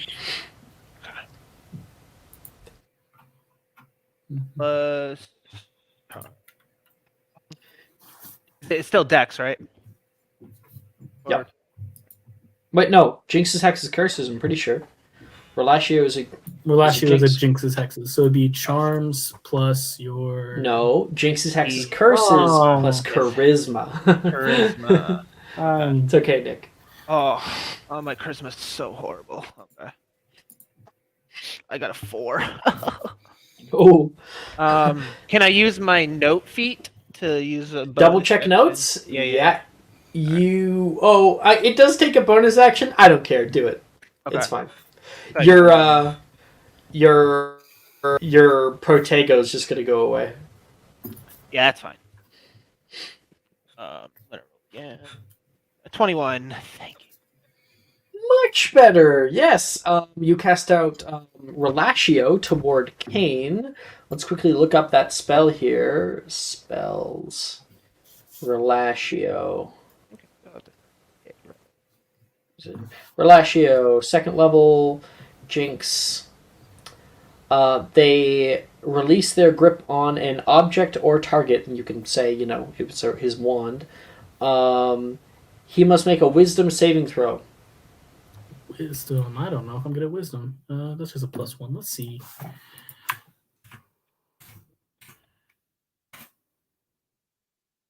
At the 2, I'm not that wise. Yep. So you cast out Relatio toward him, and like a whip, kind of like a purple whip, comes out the end of your wand. It strikes out and wraps around Kane's wand and yanks it from his grasp, just kind of flinging it as you kind of flick it to the right, and Kane's wand goes flying. Wait, guess we're using hands. No. No holds barred, you said. Yeah, Sim's head would have just like cocked to the side at that comment. No, I'll go run and grab him. Like, nice spell. Like, couldn't even I tried to hold on, but it just didn't work. Yes, I'm quite intelligent, so I'm not surprised. But I do have one more reaction spell that I would like to attempt if you want to throw another curse or charm at me. Another curse or charm? All right, your Protego's all right. You know what? Let's go. I'm gonna go ahead and cast Landlock. Langlock, Sim, because I'm pretty sure that's what you're doing.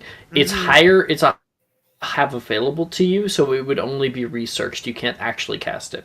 Ah, okay. So what that would mean is that when you do have the spell slots available to you to cast it, you will cast it at advantage when you first tried to do it. For Landlock? It's a level 3 spell though, right? Do you guys have third level spell slots? Oh no. Do I not? No, I don't. You're right. No. Because it's weird like that. Yeah, I got you. I can't cast it. Never mind. My whole plan went out. Okay, I'm gonna retry and cast. You can, but you guys both want to look at that spell. You guys could just be like, "Cool, good duel," and go and research it together. You want to go research Landlock real quick? Yes, that would be great. Awesome. I can help him with that a lot. So You can help me with. Oh, that's me. And Cade, you can go over and grab your wand. Okay, I got it back. All right, we're good. So researching Landlock would be with a Jinx's Hex's Curses plus Charisma. 17. Nice. what am I adding? You said to Jinx's Hex's Curses plus Charisma. plus charisma. And okay. Is this a 17? Is this an intelligence thing? No, No. it's Okay. charisma. Jinx's That's Hex's Curses plus Charisma. Okay. 17. Nice. yeah, we both Okay, understand. the two of you are, you guys both understand it. And now you want to mark it off however you want to, maybe with an asterisk or something, that the next time you go to cast that spell, you will roll at advantage for it. Or maybe like with a big A or something for advantage. Got I it. learned all 3 of my spells. Yeah, And the I two of you have one got more an E. spell. Okay. Yeah, we got E's, Alex. Kane, Sim, E, Vivian, Alex. P, Margot, A, Cassie, O, Jean-Francois is also an O. Alex, I have one more spell. Oh, you go ahead. All right. I thought that was your last. No, I'm just gonna try and luck. Slogius. I can't even say it. Slugulus Eruct.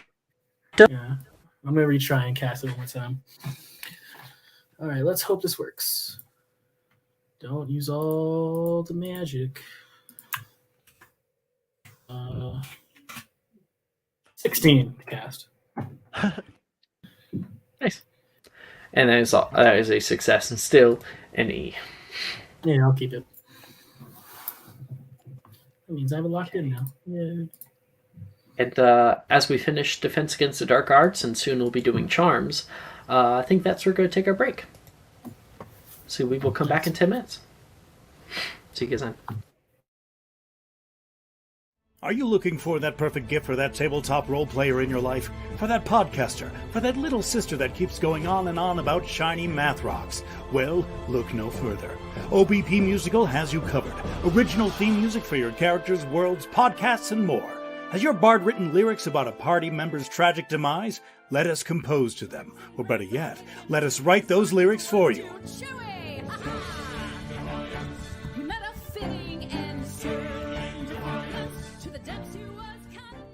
But the goodness, no, greatness, doesn't stop there. How would you like a cast member of Les Miserables, Disney, or Come From Away to sing your pieces? Oh, you bet you would. Fully orchestrated cinematic pieces. Pieces like this. Who'd rise to meet the call, who'd fiercely face the danger, be a hero to them all.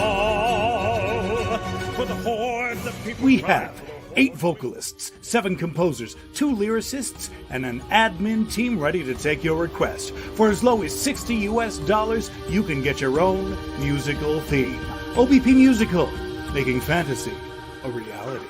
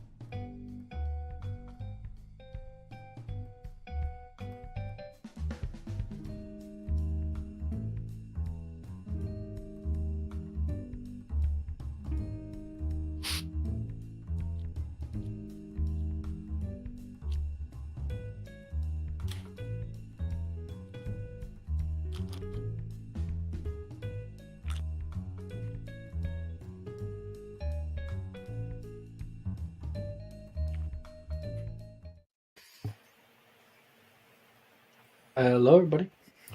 We're back. Hello. Oh shit. Salute. Are you here? Ah. It was like I walked into your room while you were changing there, Nick. You're like, No, I forgot that I unbuttoned it because I buttoned it wrong. Mara, are you here? You could button it back up. That'll probably be smarter. Yep, I'm back. Would you put it back? It's still fucked up. Our last class of the day, you guys have charms. Flitwick seems excited to be opening up a new textbook with you all.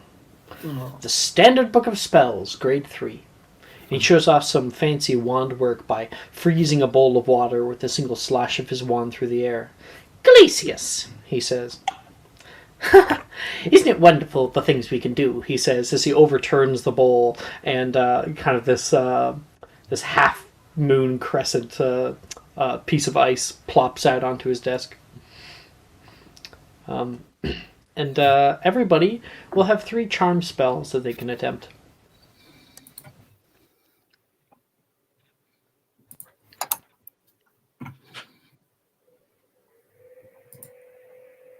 You just let me know once you're ready.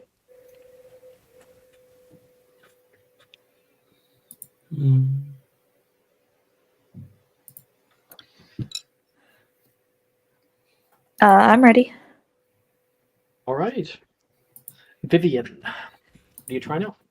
I'm going to try Muffliato. Who are you targeting with this spell? Myself. You must target yourself and another person at least. Ooh.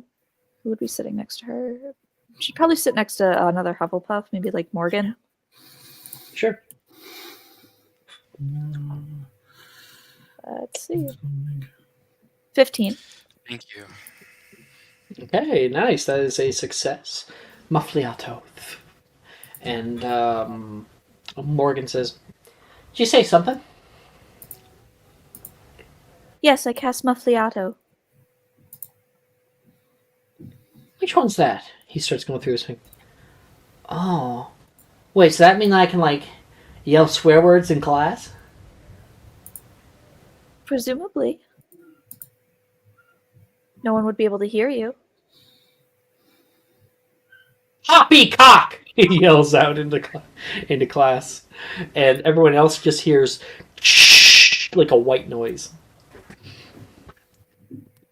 I believe that worked. And he will proceed for the next little bit to be yelling out swear words. Or what he perceives to be swear words. Cool. Then she's going to try Sonorous. Nuggets! Sugar skins! Flipping Fertitas! Sonorous. On Morgan. As he's shouting. So the Muffliato ends, and then what did you roll for that? I rolled a 13. Okay, that's a success. You stick your wand in his throat, and then he goes, Mother Muffin! It's like, what? It's like, Mother Muffin, Mother Muffin! It echoes in the space around here, and people like turn looking toward him, very confused. Oh, Sonorous works! He's very loud when he's saying this. Sonorous works. Yes, great job, Mr. Morgan. Please, quiet us now. Sure. He will. He'll attempt quietest himself. That's a success. Evian. I thought it would be funny. He's a little funny. He's very red in the face. And then the last one I think she'll try is I think she wants to research Lumos Maxima. Sure.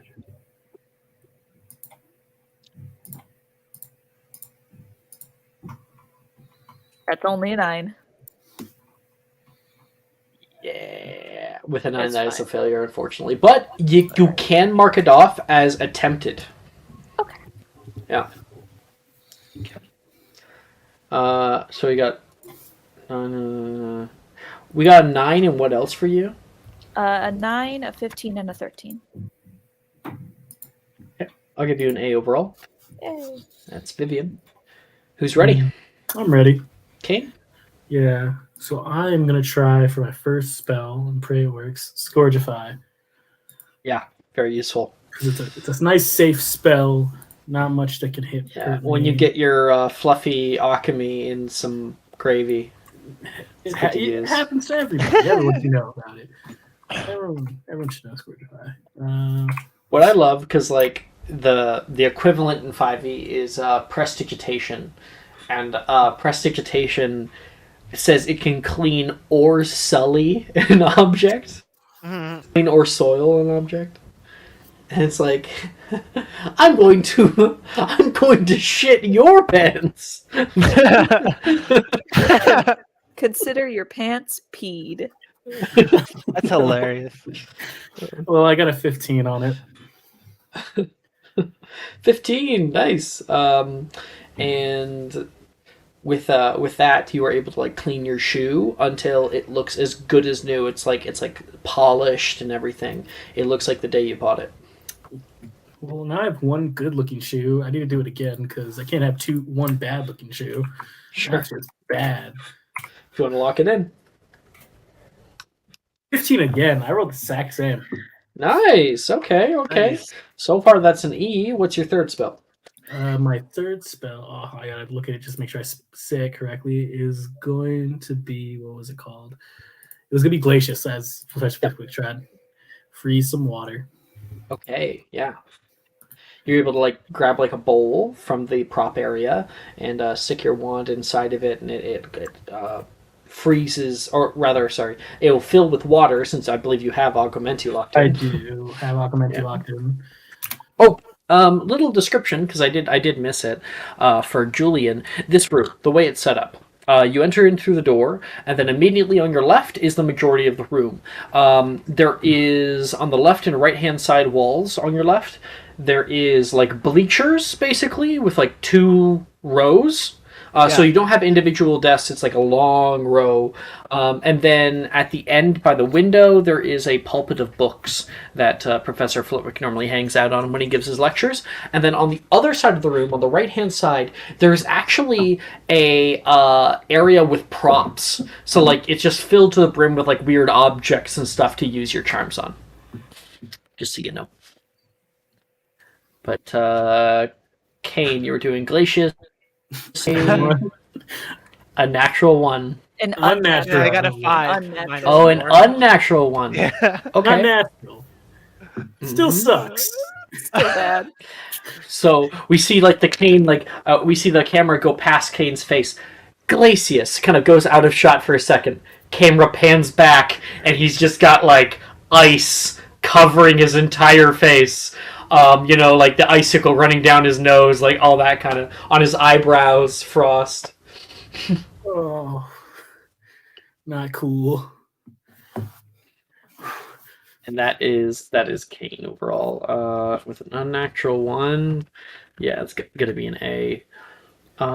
That's Kane. Who's up next?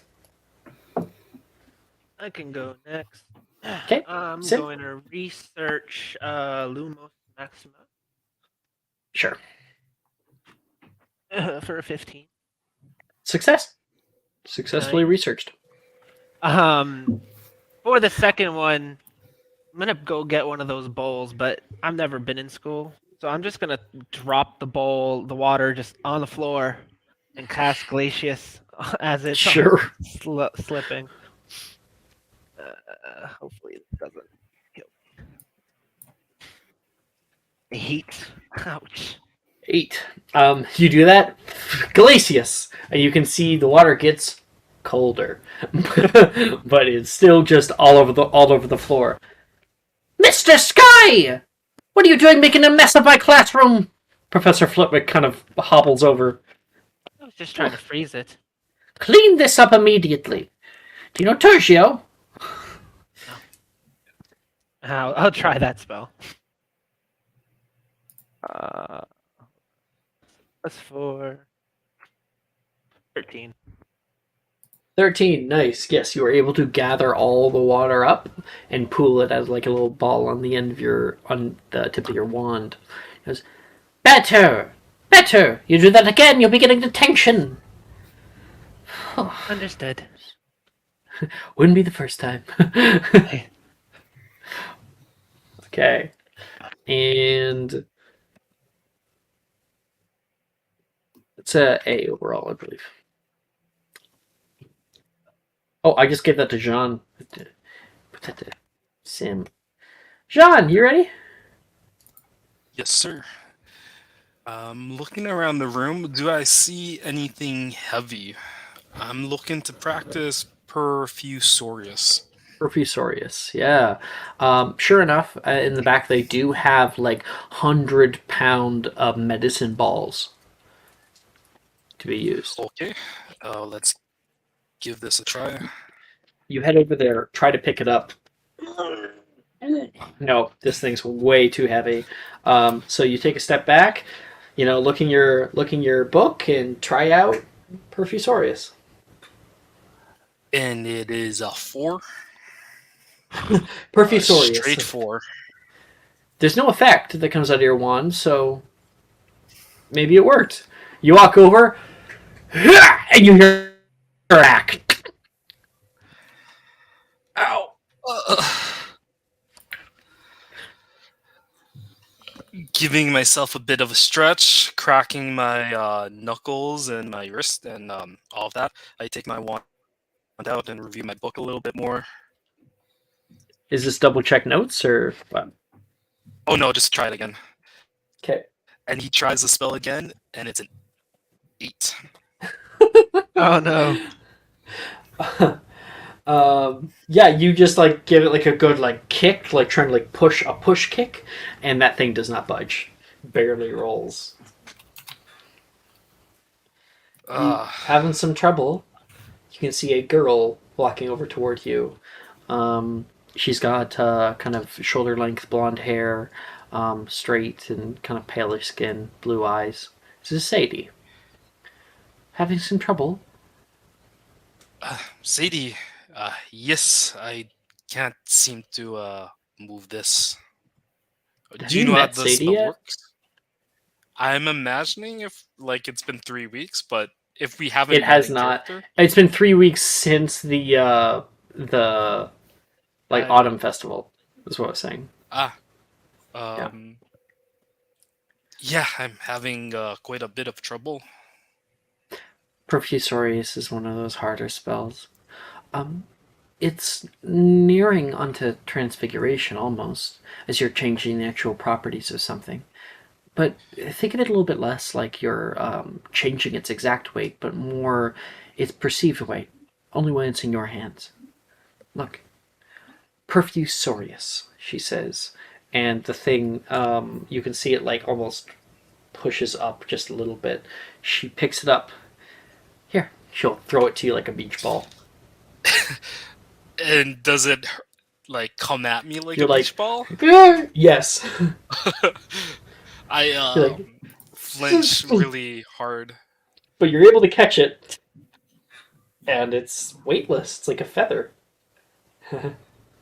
I gingerly place it back on the ground, and you can hear as the spell ends, and it hits the ground. I'm okay. You said to just perceive it as being lighter. Yeah, it's just a difference in perception. I didn't think I caught your name, though. Sorry, I'm Jean-Francois. And you are? Sadie Milne. Sadie. Nice to meet you, Sadie. Enchanté. Thank you. Give it a try if you want. I don't mean to pry if you're feeling a little down about it. No. You don't have to. What I'm saying is, you don't have to try this spell again. If you don't Oh want no, to. no. We're 0-2 on this. We have to make a comeback. With his eyes closed, he's just repeating, "Weight perceived. It's light. It's light. It's light."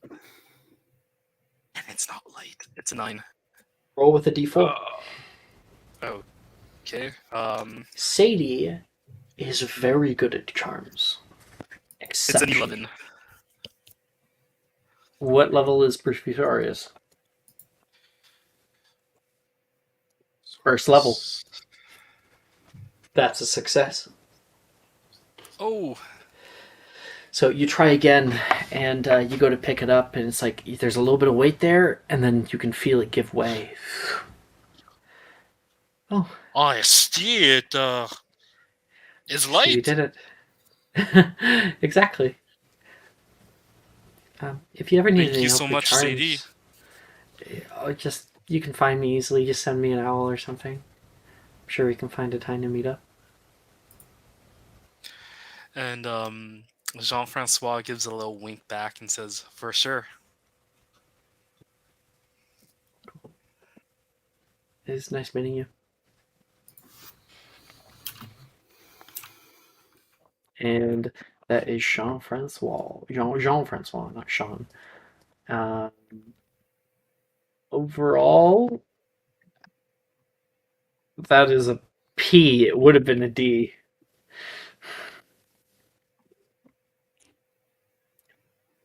Margot, you're last to speak up. Yeah, Margot's going to do Squirtify. Yep.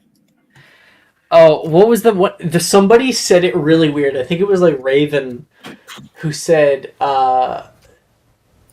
Scour Giffy or something like that. Scour Giffy? Yeah.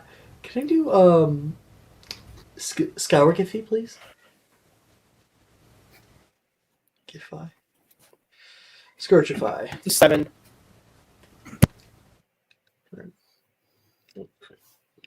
Yeah, with a 7, you attempt to clean, and you can see you attempt to clean your textbook, and you can see a little bit of them or dirt start to lift off the page, but most of it is still left there.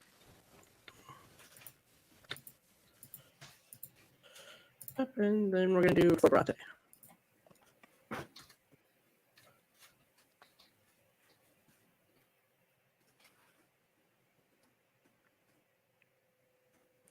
Another 7. 7. You're trying out Flagrante, and you can see Taylor is sitting nearby. She looks over at you, and you can just see, as you are drawing in the air, that red flame is creating, but it is disappearing as quickly as you create it. So it's just kind of a streamer that moves behind your wand. Taylor kind of moves a little bit closer toward you. She puts her wand up and taps yours with hers, and kind of moves it a little bit higher. Touches your shoulder, not your shoulder, your elbow. Put that a little bit higher as you're drawing, and she says, "Just twist your wrist a little more." Margot will give her a big smile. Thanks, Taylor. And she's actually going to try Flagrante again. Okay. For her last spell.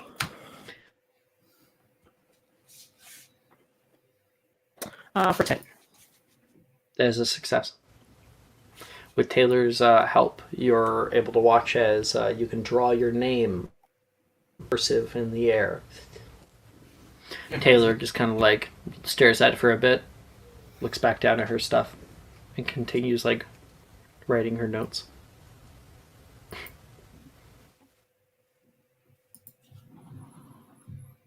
I think you're looking over at her, and she will glance over at you, and then back down her notes.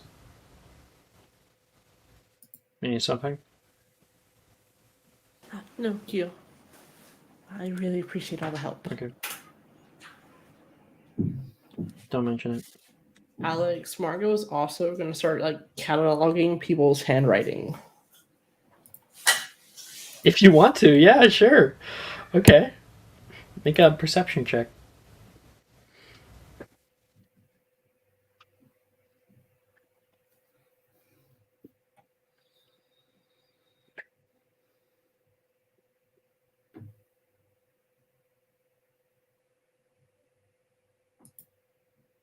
Okay. Are you making that perception check? Yeah, I closed my sheet by accident earlier. Oh, okay.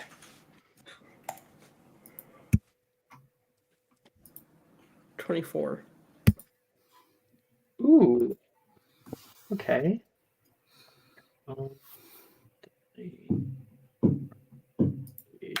The 24, you are able to properly analyze Taylor's stuff and kind of commit it to memory in the way that it looks, with the ways that she does her whys and stuff. You're able to remember it quite well, and you'll be able to cross-reference your memory with the handwritten note,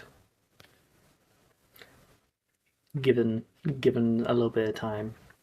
But Charms class does come to an end, so if you want, make an investigation check, Margot.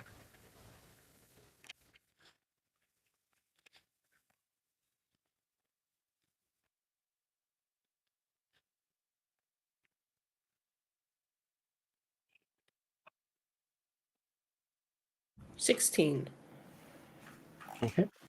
With a 16, you look at it and think about what you saw with Taylor and her handwriting. It doesn't look to be connected. You can see Taylor's writing a little bit larger font. She tends to use more capital letters in there. It's much less like wavy, almost calligraphic. For Taylor, it's very cut and dry, and the spaces are wider than the spaces in your note.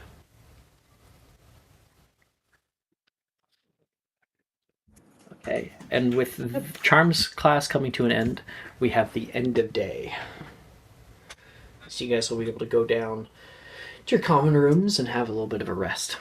And tomorrow, we'll start some of our elective classes.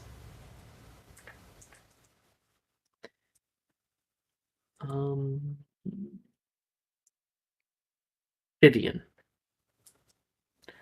I would like you, please, to make me a divinations check.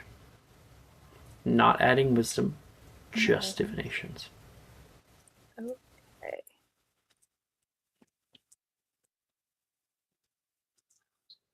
Very quickly see what I'm doing.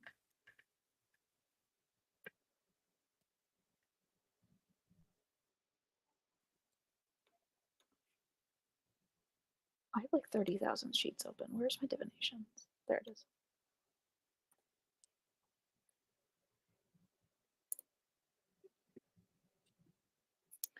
Oh. Advantage to you. Hell yeah. Thank you. Oh, Maya. You. Thank you, Maya. Thank you, Maya. That is a 24. Wow. Okay. With a 24, your dreams come to you. Late at night, flashes of red, blue, and yellow. You can hear, "Get down!" There is a flicking of a wand, a splattering of magic that comes through the sky, and you can hear this like low rumbling roar. You can feel wind hitting you as you see something like a wing goes over your vision over a night sky. You can see somebody rush off to the left, and your kind of vision moves with them and you watch as they like hop up onto what looks to be a large wooden ballista. "Get up there right now! I'm going!" You can see they like hop in, pull a lever, and you can see it begins to like pushes up into the sky, and you can see this man aim at something and then yank the trigger. This ballista lets loose a bolt connected to what you can hear to be chain that goes flying through the sky, and then you can hear,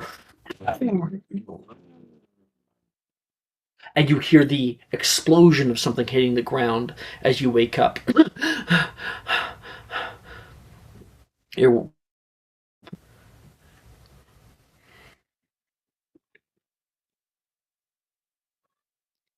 Vivian, are you okay? You can see, like, your curtains slightly moving, and Macy looking in. Are you okay? You're muted. Mute him, Jess. Hello, Macy. Um, You kind of scared Nightmare. us. Sorry. I have them a lot. Can I come in for a minute? Of course. I'm sorry for waking you up. Oh, I used to have nightmares a lot, actually. But I found something that helps with them if you want. Just gonna go into her bag.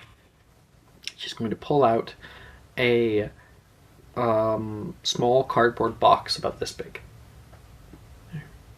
Just be careful with it. They help make things a little nicer. I'm just going to reach for the box and just pull it open. Inside is a homemade chocolate frog. Oh.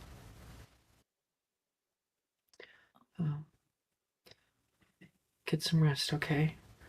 And please don't wake me up again. I'm really trying to sleep. I might not be able to promise that, but I can at least promise to make it up to you. And she's going to give you like a little pat on your knee, because she's like sitting with you on your bed, and then she'll get up.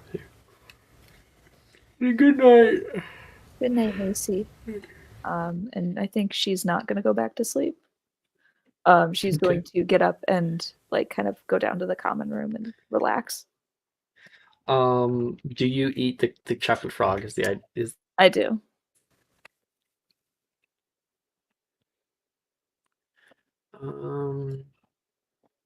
Okay. I'm trying to find. There it is. So if you eat it, so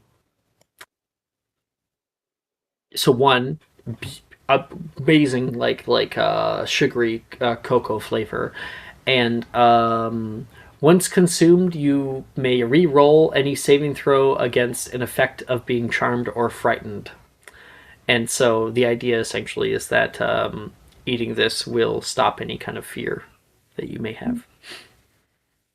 Oh, I love Macy. Culinarian. I love her. The next day, one of the first classes that we have is divinations. So divinations is an elective. Who is taking divinations? Moi. Jess, Nick, Marco. Will, Margot, Julian. Are you taking ancient runes? Ancient runes, yeah. Okay. So for everybody except for Julian, you guys climb up the serpentine staircase in the Oxford building. That's like the coiling one that moves up and up and up until you are met with a small ladder that leads to a trap door that should lead to the divinations tower, the home of the most elusive and peculiar teacher, Professor Sybil Trelawney. As you enter, you see her. She shakes as if constantly in some kind of state of panic. You see her as you enter. Her eyes take you off guard. They look like some kind of giant bugs through the lenses of her glasses. Her long curly hair is an absolute frizzled mess. You all take your seats, two to a table. Welcome. You have just entered the realm of the second sight, she says. Not all of you will pass the trials of this class. Some may even slip into madness, she says, putting a hand on Saoirse's shoulder, and Saoirse's like, like, what are you trying to say? But to those of you who prevail, the art of unfogging this doomed world shall be open to you. Saoirse gulps. She walks away. But first, a trial. Trelawney goes to the front and pulls back a cloth covering a small crystal ball, swirling with white mists and emitting a faint light. For those of you with the eyes to see, document what you see within the mists of obfuscation. And everybody will have their opportunity to look into a crystal ball, see what they see. I'm going to have everybody make me a two separate checks, a wisdom check and a divination check.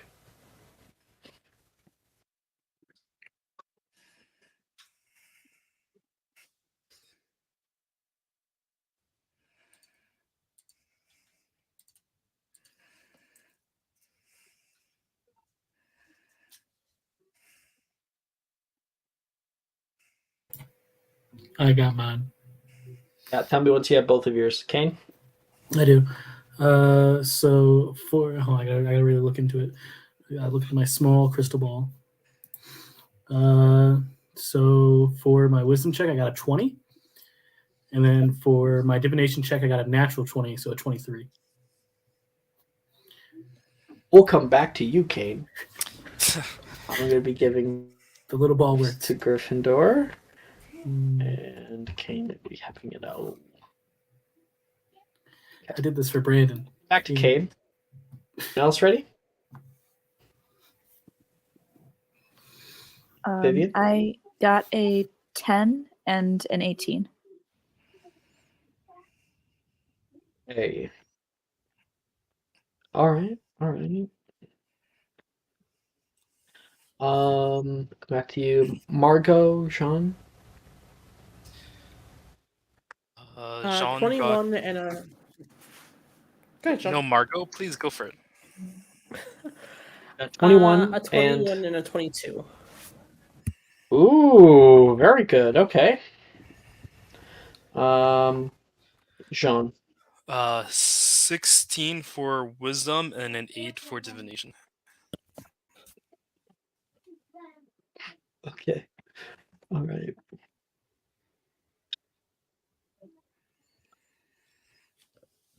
Jean. No, actually, no. We're gonna do Vivian first. Vivian. You look into this crystal ball and you start to see an image just starting to form.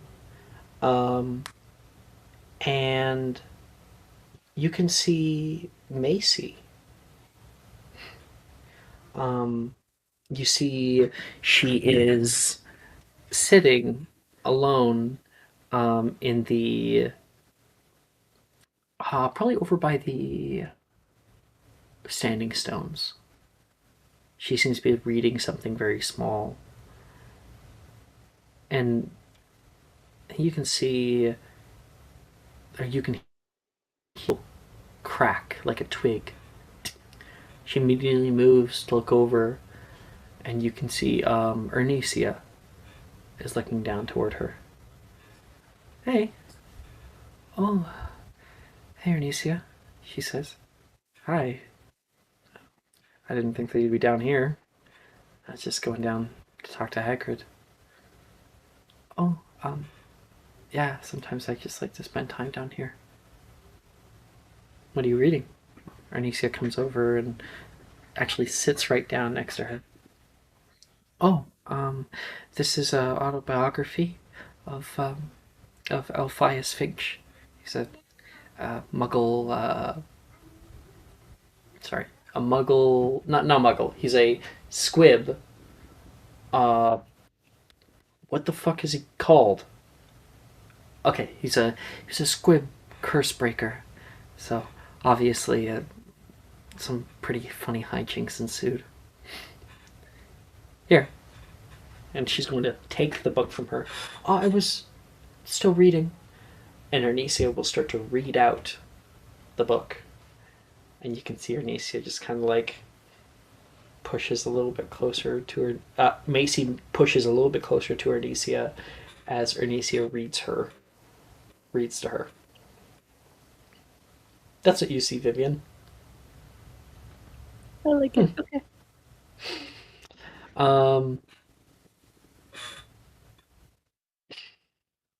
Jean-Francois. Or should I not? Should I leave you in it? I think I should go to Margot first and do you second last. I know exactly what this is, don't I? You know exactly what this is, don't you? Margot, you are looking into the crystal and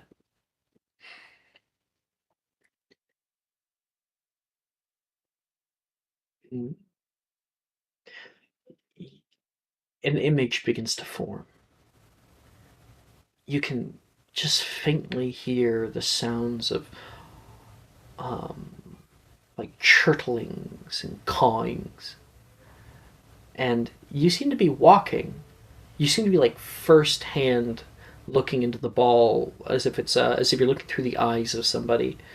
And you can see this like dark-skinned man, actual wizard, looking back toward whoever's eyes you're looking through, and says, "You have to be careful with it, all right?" "Yeah, I know." You can hear a voice come back, but it's kind of muddled. He says, "There's a viewing platform up on the top row over there." "Oh, sure thing." And you watch as this person starts walking forward, but then is caught by this guy. Pulls you back. "Don't get too close to the bars this time. You got it?" "Yes, sir." And the man gives him a nod and says, "I'll be back in 30 minutes. This person that you're looking through the eyes of walks up to this like top tall viewing platform, and you can see a wider expanse, a kind of large bowl. It looks like there's like rocks and different things like trees that are in here, and then a cage that overcomes it entirely. And inside you can see what looks to be a young black dragon that is moving around the space. You can barely see him until it kind of pops out, looks up at the light, and then goes down into one of these little tunnels. You can see a vision of somebody just... You start to feel, actually, a sense of wonder, a sense of love toward this thing, and you can see it curl around in this little dark recess where it's found some purchase. Amazing. And then the vision ends.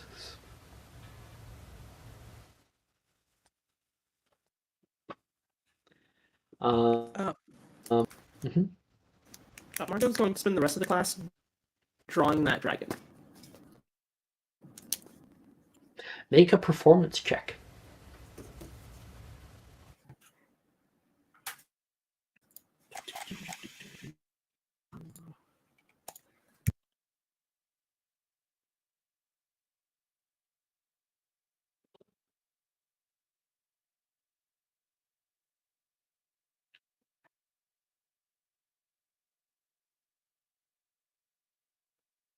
Seven. Did you make one? 7? Okay, yeah, you're doing your best. It might take some more time to really get it nice where you'd like it. But the overall sketch, the idea is there. That's Margot. Jean. You here, buddy? Oui, yes. You look down at the crystal ball. Take a deep breath. Try to focus your inner eye. And just nothing's coming. You can see swirling mists in this thing, and you're not even sure if this is worth it. But then you start to see clouds, these mists parting, and everything around you starts to fade, and suddenly you're flying. You're moving through a beautiful, like azure blue sky. With you move through a cloud, and you can see just a sea of clouds underneath of you and some above you, and then you can hear honking, honk, honk, honk. Geese, Canadian geese. You can see just like their tails, and you look out and you can see you have wings. You're a Canadian goose, and you kind of like move into formation with these. You can feel the air resistance like give way as you're getting into that V formation. It's just beautiful. Huh? Huh? And then you look over toward the one next to you. That's a little bit closer, and you see the head. Huh? Look at you, and its face is McGonagall. Oh God. And you jump off, and then you start falling through the sky, and then you're back on your table. Oh, tabarnak. What the?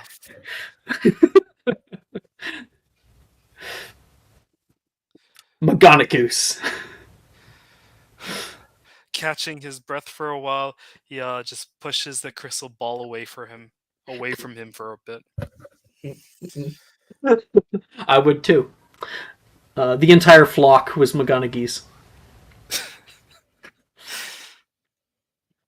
Lastly, Kane.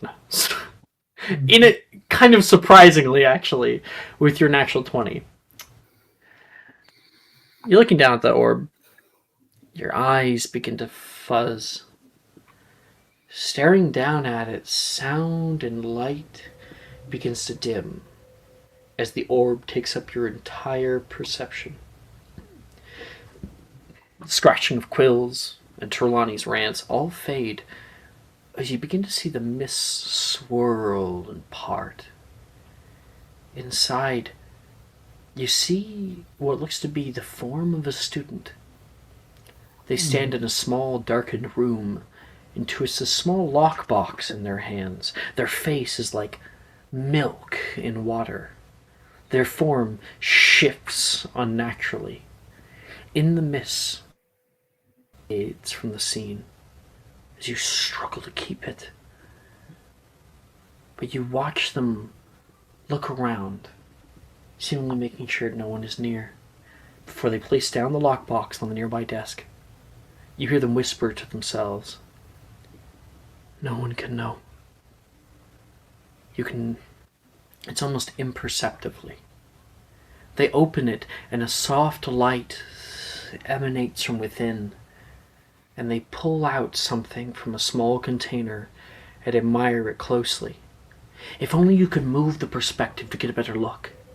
You try to push the vision closer when suddenly the student whips around as if they sense they aren't alone. And they slam the lockbox shut. The vision ceases with the click of its lock.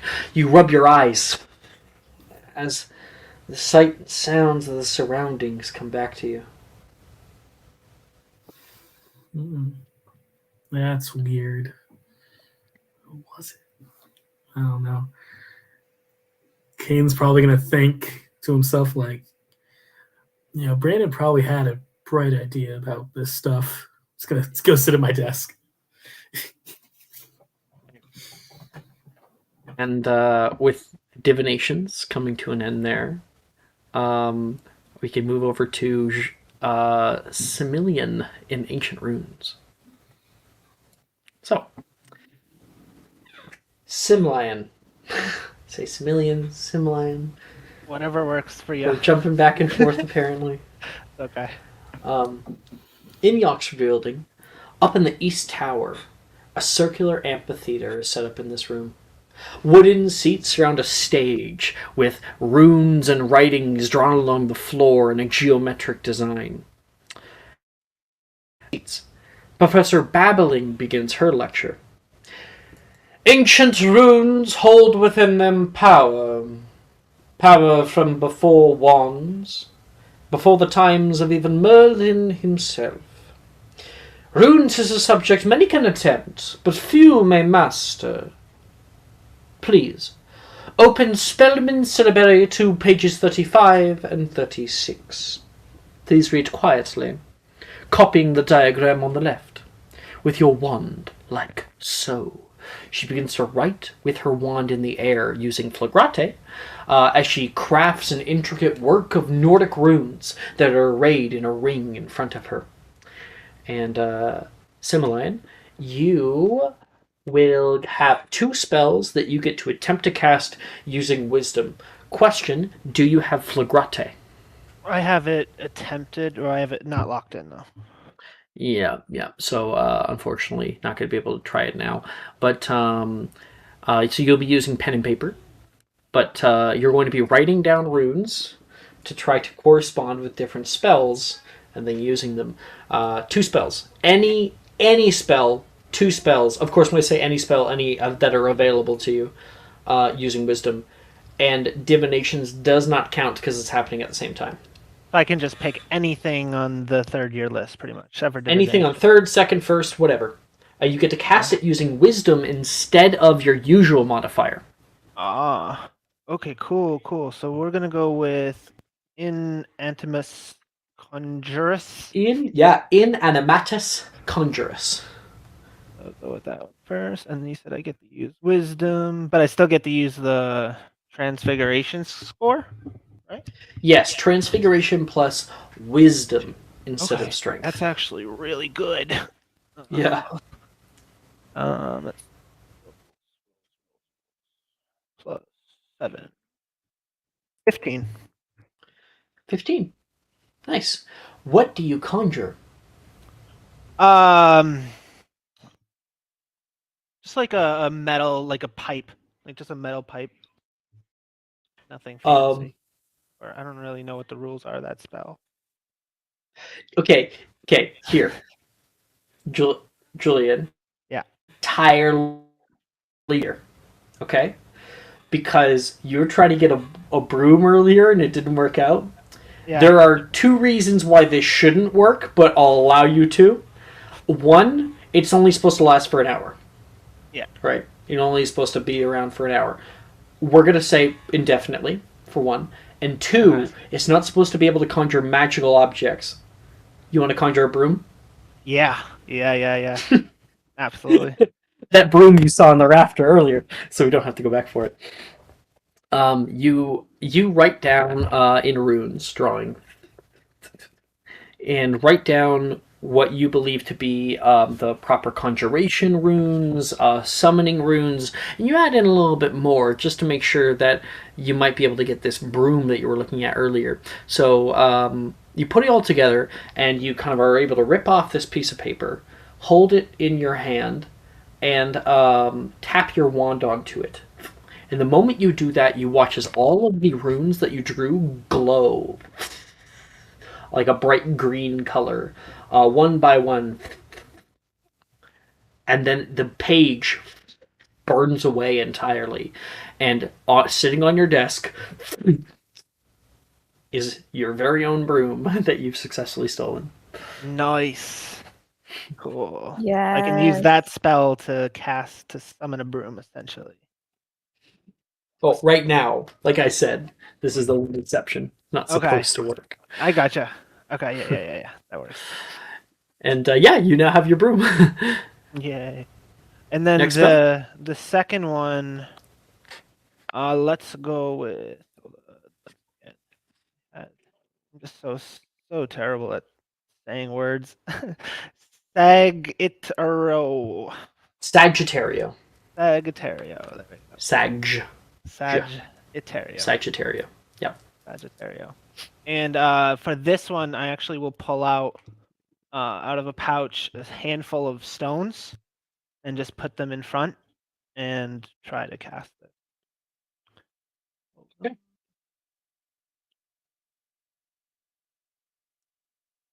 26. And all the rocks would form together to create this arrow. So you are able to watch as a singular arrow is created in the space. It has one of those rocks is used almost like its arrowhead, and the rest is kind of glowing this green color. You shoot it off, and it shoots off into the ceiling, and ding, kind of like embeds itself into the wall as all of the rocks return to you. Cool.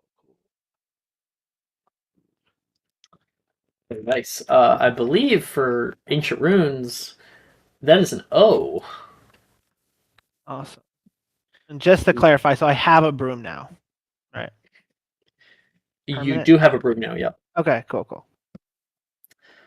Okay. After ancient runes class, we have transfigurations. Okay. Everybody heads to classroom 10 in the quad. Not your normal transfigurations classroom, but a new one. And you can see the room is set up with singular desks that are like in rows going down the way. At the very front is the teacher's desk, and it kind of has this half circular end to it, this kind of rounded end behind where he normally sits. There are a few cages in here, and Professor Dildero doesn't seem to be here right away. So kids right now are kind of sitting on desks talking with one another. Is there anyone you guys want to talk to? People are trying out spells and shit.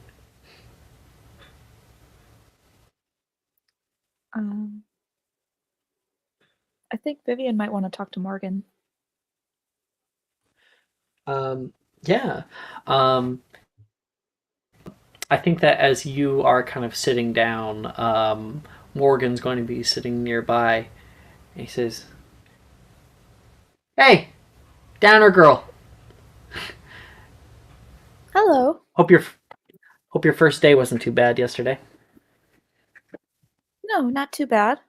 There are a lot of nice people. Oh, really? 'Cause I don't know. People are normally pretty mean to me. I'm joking. Who have you made friends with? I don't know. I think I'd like to be friends with you, though. Oh. To be honest, I haven't actually thought of that. Oh. I'm sorry. No, I'm not very don't good be. at talking to people, I don't think. Don't be sorry. I just I normally don't try to be friends with people that I think are cute. And I think she's gonna like stop for a moment. She's gonna like process, blink twice. I like you. You make me laugh. Am I really that funny? Do you want to have dinner together? You know, Great Hall, of course. Just, sit next to each other. You'd want to? I don't see why not. Sure. Yeah. You can tell me all about yourself. I'd like to know about you too. And at that moment, you can hear this kind of... Everyone like turns around like, what the fuck's going on? Jean, you look up at the front and you see something off. Margot is probably the person who notices it first. There is a odd item sitting on Professor Dildero's desk. It's a large black cauldron with fur growing around it and a long tail that's kind of waving from side to side. It just meowed. Oh, Chris, Margot, is that what you guys were doing last year in Transfiguration class? No. Maybe someone did something very wrong. I don't think it's supposed to Looks make like that a noise. spell that went backwards. You would be correct, you can hear the clattering of Oxford shoes on the ground. Professor Dildero enters the area. One of my fourth years did this little wonder in class last period, he says. Sorry for being late. Take a seat, Mr. Gideon. Sorry. He'll get off of his desk and actually sit on his chair. Can anyone tell me exactly what went wrong? You're so quick with that, Jess. That's going to be a history of magic check. Oh no, that's going to be an investigation check. Plus a d4 for Jess. That is even better. It is one thing that I, for whatever reason, remember. No. If I can No. That is a Can I get this? nasty Yeah, like one. anyone who wishes to can. God what's damn my it. I know investigation? this one. -2. Haha. Anyone contesting that? I can test. Margot it. John Sim? No. No, I'm saying anyone contesting you. Oh. I'll take it as a no if no one's speaking up. So he'll say, I'll send it to you first. Oh, please.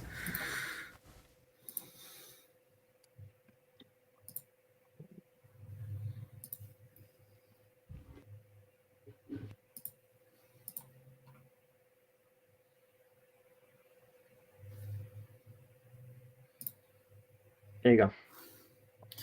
Oh no. Can anyone tell me exactly what went wrong? Yes, Mr. Moss. A ruined. I think it would be a ruined Felorus spell. Elaphors. Felifor. It was. It looks like it'd be a cat that was trying to go to a cauldron. I believe. Ah, yes, the cat to Carlton spell. Very good eye. 5 points, Mr. Moss. And now Gryffindor is in second place. Okay. Where the hell was I? There it is. While many spell effects can be reversed by the counter spell, charm transfiguration spells are more, let's say, complex. If you were to try it even on the most simple of transfiguration spells, he gestures to the cat, then you would find that very little would change, if anything at all. See?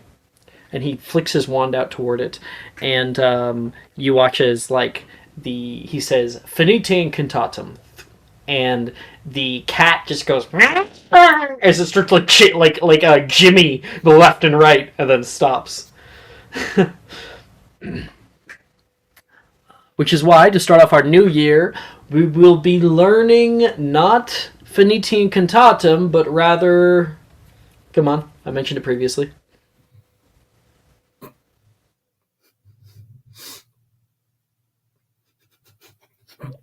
Is no one here putting up their hand? That's so great. Okay, then probably who puts up their hand is Levi. Levi puts up his hand. Levi, yes. I believe that's Reparifarge, sir. Exactly. Invaluably useful, Reparifarge is often needed to reverse difficult and persistent magical effects such as this. He waves his wand in a semicircular fashion, and the cauldron suddenly spins incredibly fast. As a brown hairy cat with red eyes is left on his desk. She immediately meows in anger and like hops down sassily, leaving the class almost immediately. And no more snooping on my things, he yells back at the cat as it leaves. And Margot, I would like you please to make a perception check.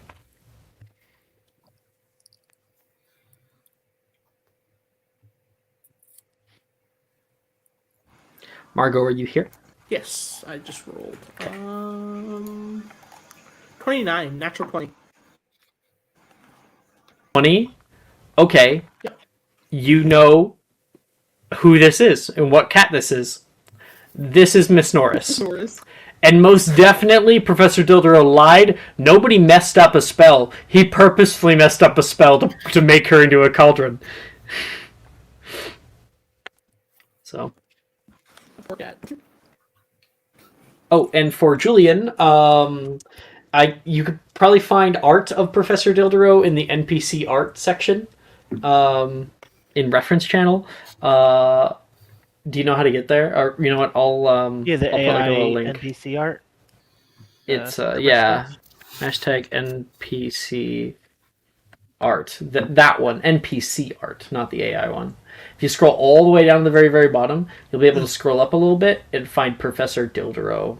He's very young looking. Yeah. One thing I was unable to get on that AI art was like getting like a nice like 5 o'clock shadow.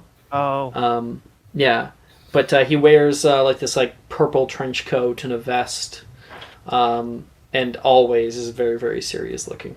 Yeah, we're gonna be best friends. And everybody may attempt 2 transfiguration spells of your choice. I would like to go up to the teacher and ask him specifically if at some point he would assist me in learning maybe a little higher magic. Like I would also like to see if that would be a distraction. It would be distracting him right now, that is correct. I would like to ask him about learning Orbis or Incartartarus, one of the two, at some point.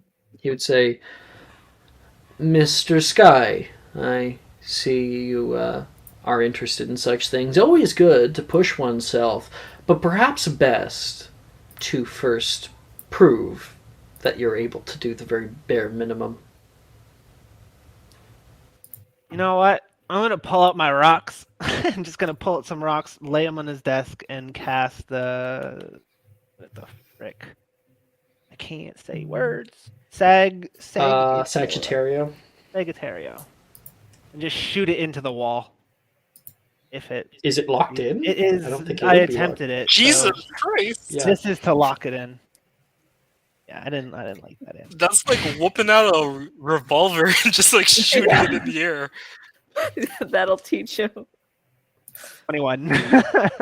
21. Prove to me that you can do it. Like it's like within like a second, you like drop some rocks on his desk. They all like boom, boom, boom, and before they even come to rest, they all like culminate together, and an arrow shoots off, hitting the far wall. I'm gonna lean in a little closer to him. I'm pretty sure I'm very capable of learning spells. Make a persuasion check, please. My 9 minus 1. Mm-hmm. Minus 1, please. Oh, fucking 2! Unnatural one. I got a 2 minus 1. Not natural, but still sucks. An unnatural one. Well, I mean, it makes sense for Dilduro. He says, yes, very impressive. He says, looking at you. Ouch. If you could please return to your desk. Ouch. Well, he's I would cry. I would seriously cry. Well, Dilduro is distracted. Is he sitting at his desk? Dilduro is sitting at his desk. Yeah, and I was in front of him, so I did distract him if you were trying to do something. Totally distracted. I just wanted to proximize his pants to his chair.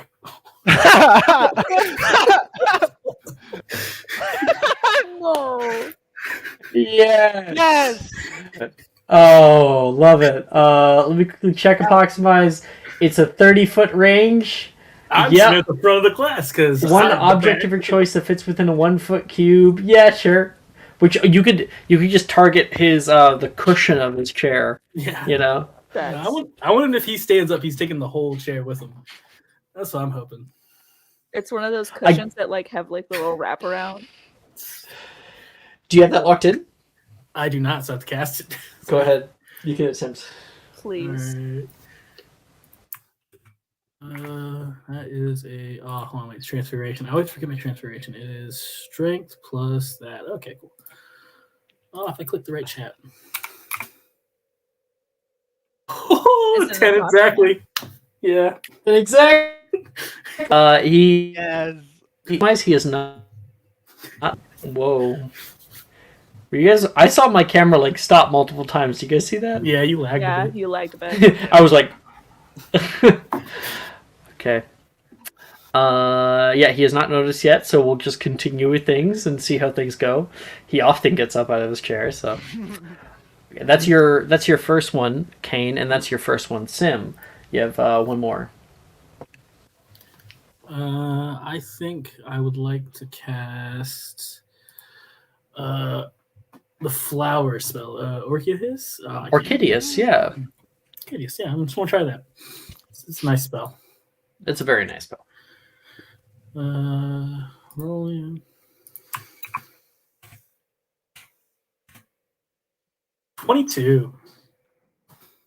Hell yeah. 22. Very nice. So yeah. what do you create on your desk? I think I would like to create a really nice bouquet of. Hold on. You look at the flower name because I remember. What is it? Just. I don't know. I think just some cornflower. Flower? Yeah. Nice bouquet of cornflower. Actually, no, hydrangeas. Hydrangeas, because everyone will know. Are you sure? Hydrangeas? Yeah, Not hydrangeas. cornflower? Not cornflower. We do hydrangeas. Hydrangeas is a lot nicer. I like cornflowers, but yeah. Okay. What color? Blue. Okay. Okay. Where are you conjuring it? Just on my desk. Just, Okay. wow. There's these beautiful blue hydrangea flowers that kind of cover your desk like moss, entirely encompassing it, and they smell very nice and fragrant. These are real flowers; they will persist. They don't just go away, and they will die eventually. Anything you wish to do with these flowers? Because I know you.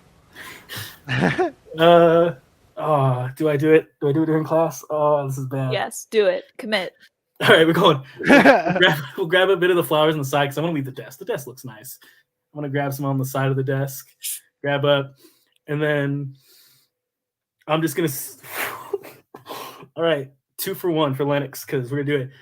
I'm going to walk up to Billy. I'm going to say, these are for you. I'm going to be super embarrassed on doing this.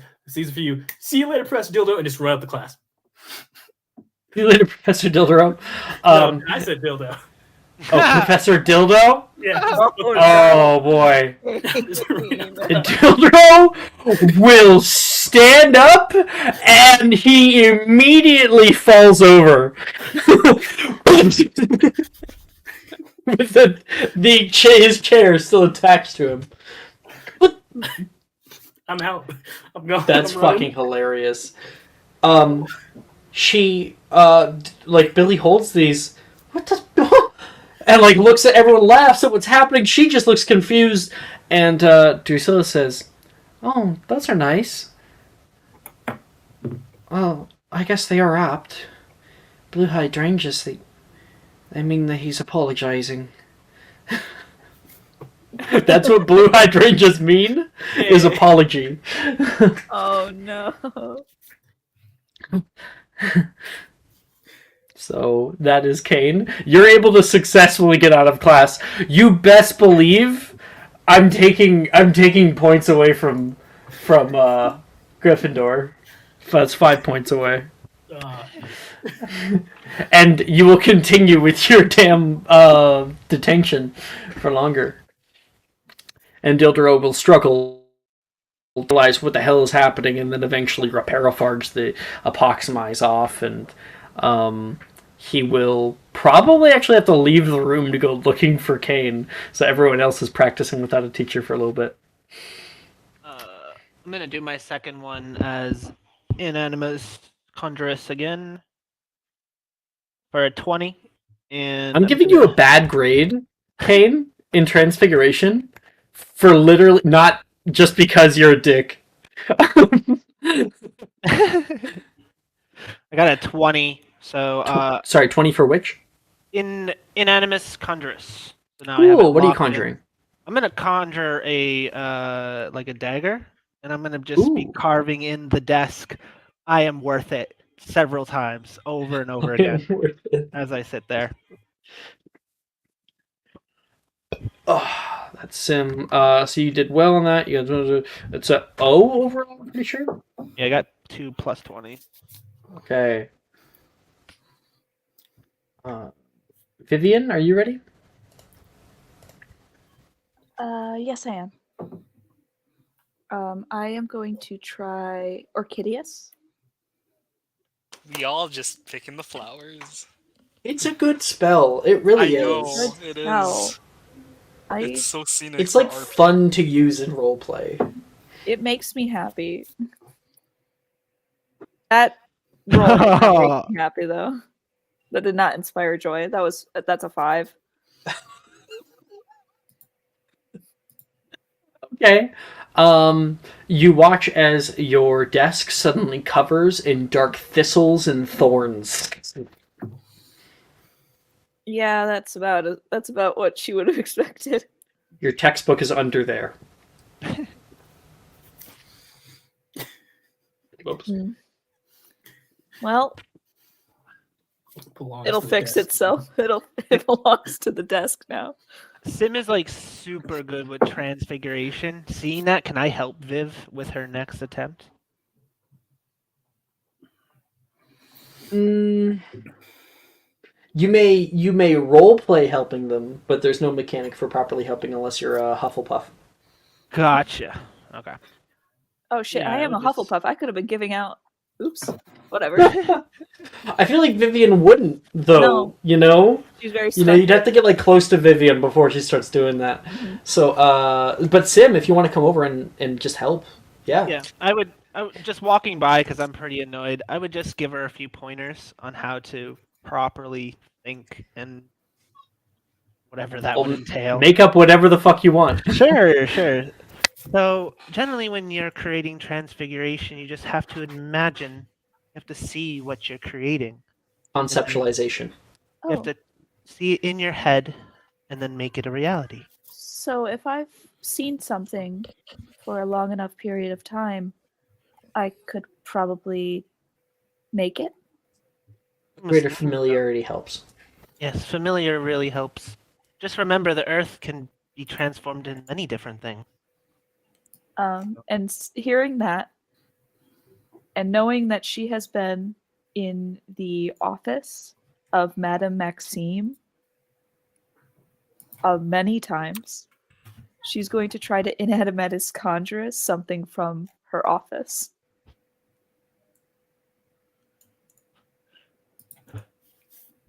What would be in Madame Maxime's office? I give me a moment because I'm gonna come up with something good. Okay. I'm gonna roll the inanimatus conjuress though. If anyone wants to help me, now would be the fucking time. Margot will look at you and she'll be, you should kind of adjust your wrist movements. And she's gonna give her, E4. yeah. Oh, Encouraging you. words. Okay.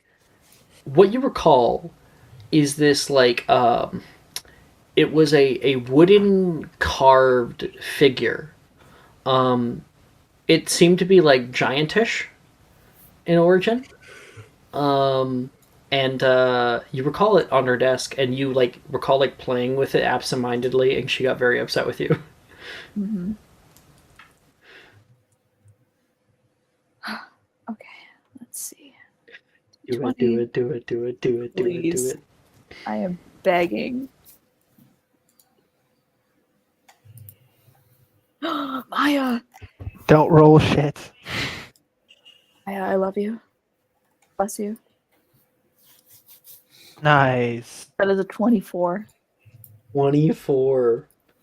Wow. Okay.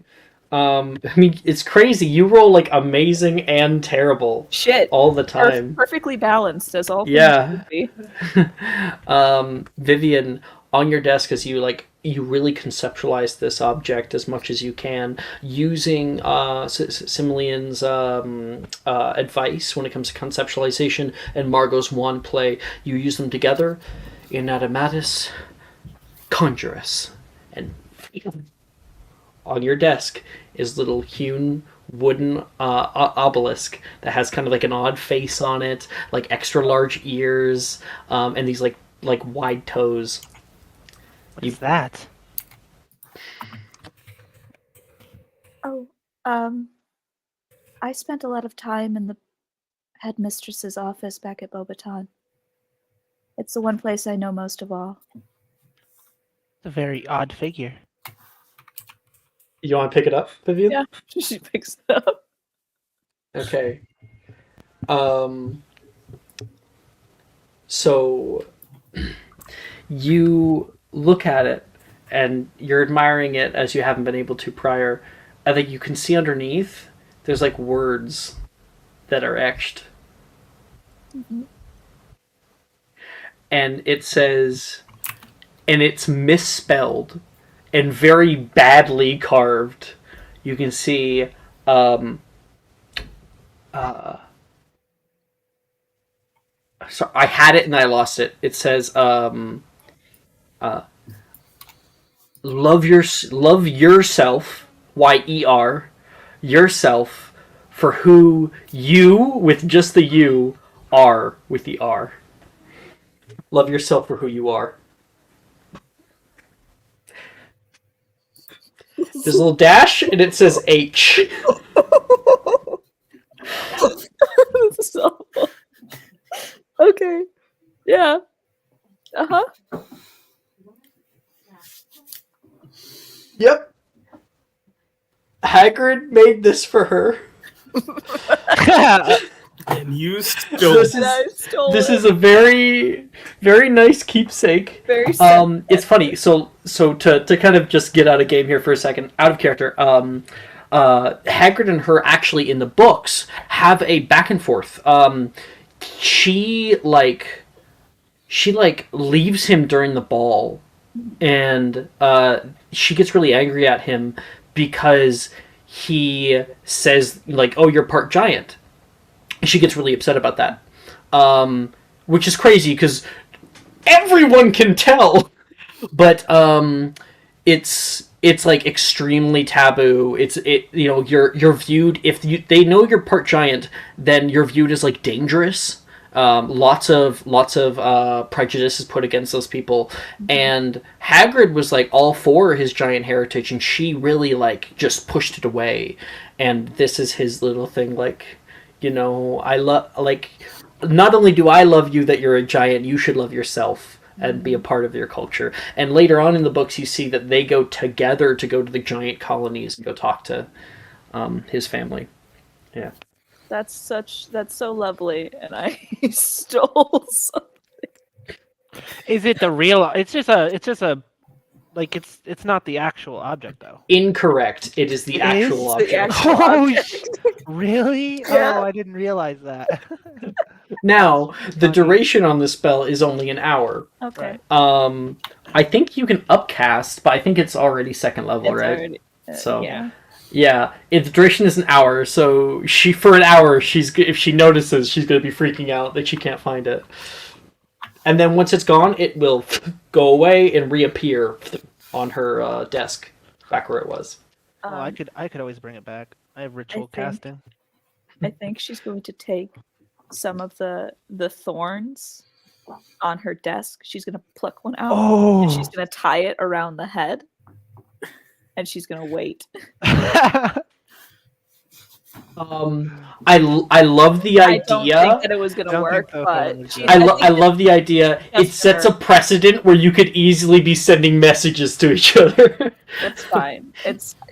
I feel like that's just. However, if you defaced the object in some way, I don't think she'd go that far. I think it was just something for her. You could Calavaria it. If you have Calavaria, you could like change the color of it. Do I have Calavaria? Did I give her that? Let's see. So when it reappears, it'll be like pink or something. What kind of spell is Calavaria? It's like the 8th spell. In, No, I do not have it. It's a charm cantrip. Yeah, don't have it. It's fine. But that's wonderful. It's just for her. I love that. Margot, you got yours? Yes. The first one is going to be Repair Farge. If I can find. Very useful spell to have.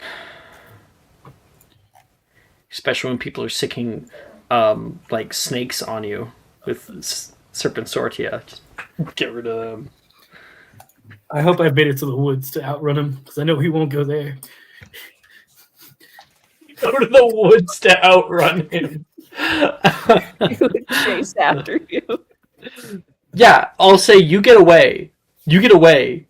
You don't get out of the detention, though. He's seen your face.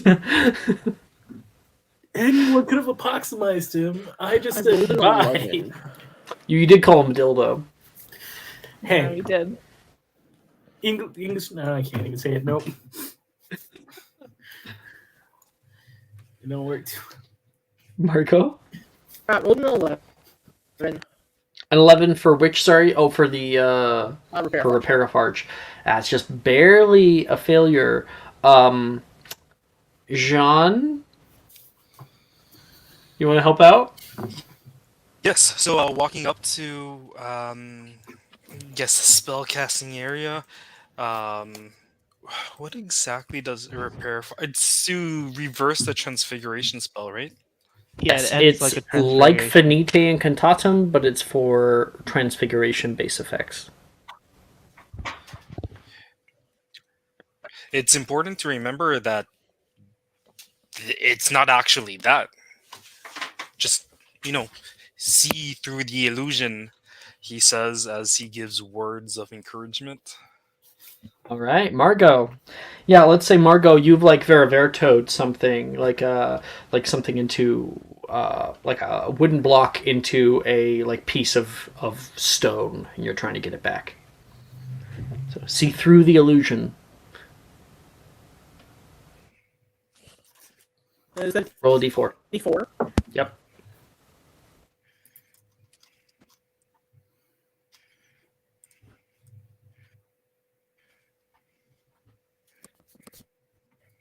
That works. Wonderful. What did you get total? 12? Okay. And with a 12, your spell does actually go through. You try it one more time. Repair a Farge. And you watch as that stone like whips into a circle, and then that wooden block that you normally have reappears. Huh. John's advice is exactly what you needed. Thanks, John. I've been having a really hard time casting today. You're doing great. That was a perfect repair of Farge. And I'm going to try Anonymous Conjuress.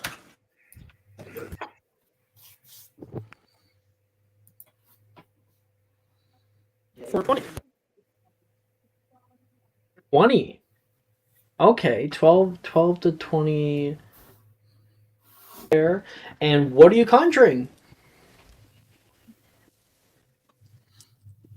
Cadbury Crisp Bar? I love that. Iconic. Yes. Yes. It's around this time that you can see Dildero re-entering the room. And on your desk, a Cadbury Crisp Bar. It does match, yeah, and you can conjure food. You can conjure food. You just can't create food out of nothing, which is the law of elemental transfiguration. Anyway, you immediately start opening that, give a crunch in as the door opens and Dildero walks in. Well, nothing's on fire, so I guess everything's fine. Mr. Moss will be getting a letter very soon. And he goes up to his front area, just pushes the chair off. Like, just pushes it onto the ground and starts just standing on his desk and hovering over, writing up this detention slip.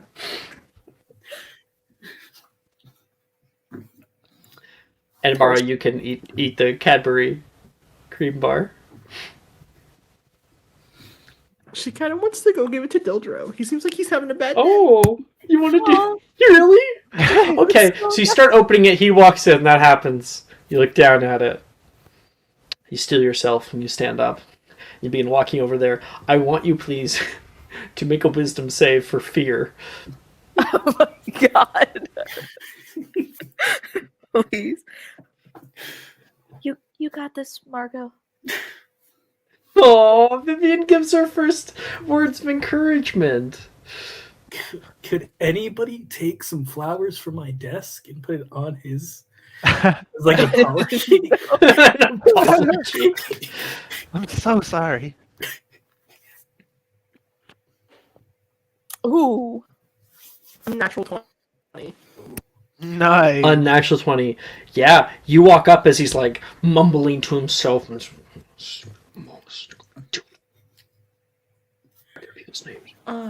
And Professor, what? I got this bar for you.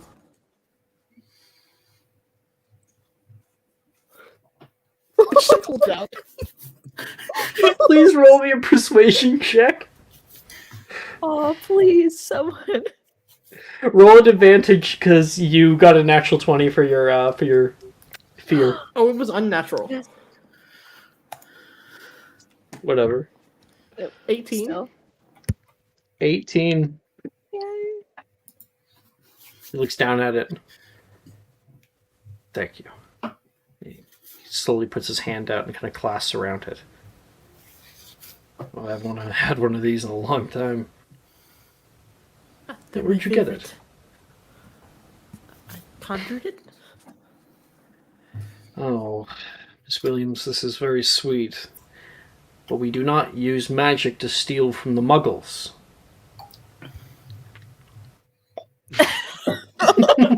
he, takes, he takes a bite of it. No morals. Virgo.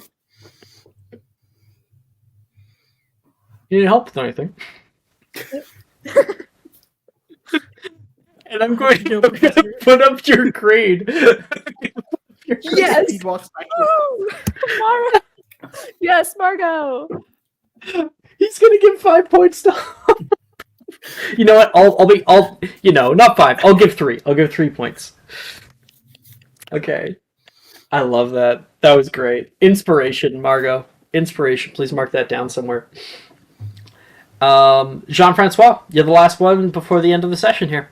Yes, I will go to Kane's desk and standing in front of the flowers he conjured, he's also going to try to conjure up the same flower that Kane had made before he had to leave. An apology. And that is going to be -2. 12. That's a success, yeah. Perfect.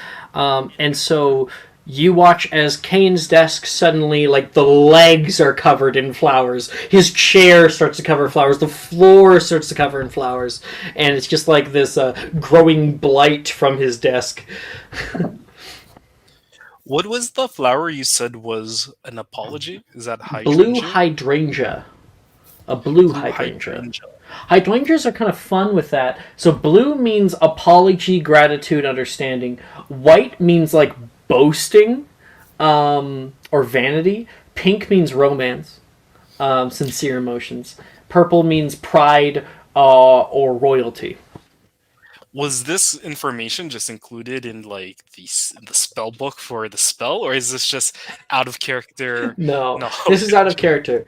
Okay. This is so maybe you're not aware, Will, because it is kind of like an old thing. Like if you go into like Shakespeare, you'll find they use flowers, and there is a language of flowers. And so I just whenever someone casts like this kind of spell, I'm like, what flower? Because I'll look it up and I'll find out what its meaning is supposed to be.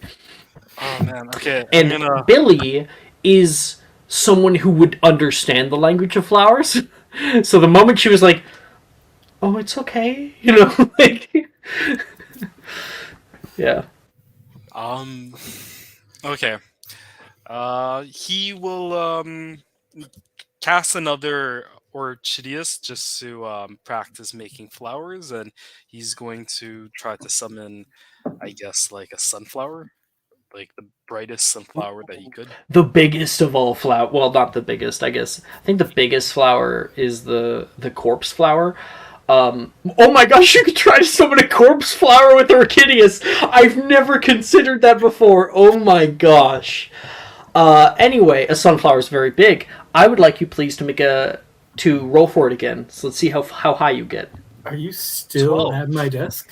Yes, Got 12. sir. And it's just getting flooded with flowers at this point. I just searched up what a corpse flower is. Jesus, this is like the man-eating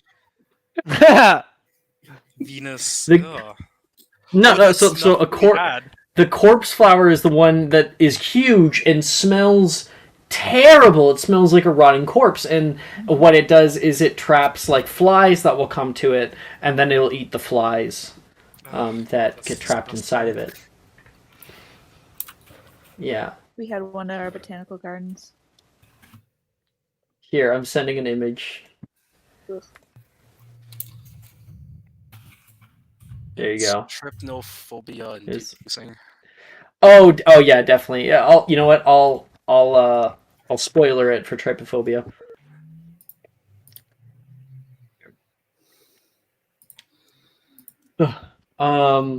And so you only got 12? Yes, sir. Okay. Of all these flowers, you see one stalk begin to grow up, and it only goes about probably 6 inches or so before a tiny little flower opens up. It starts to grow a little bit larger, but then kind of stops. The sunflower. 'Cause sunflowers are strong. They're really big. That wasn't quite high enough for you to be able to create a nice sunflower. Well, little seedling.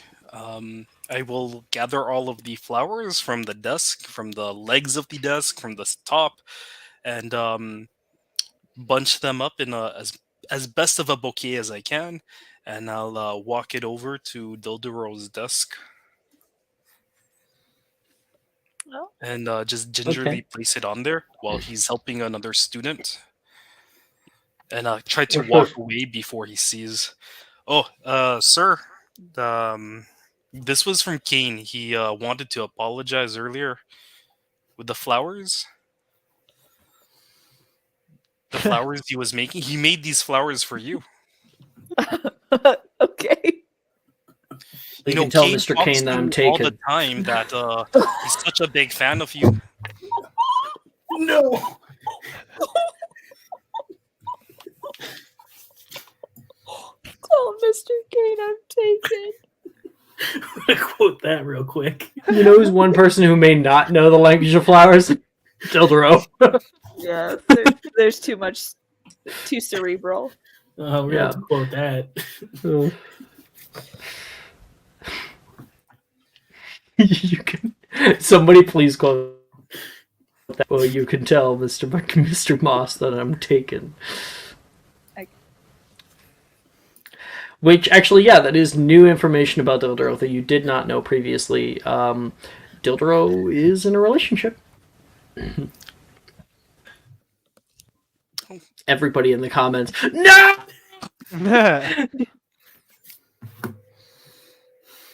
Oh, Dildero's here. All the time. As I say Dildero's here, I meant You did.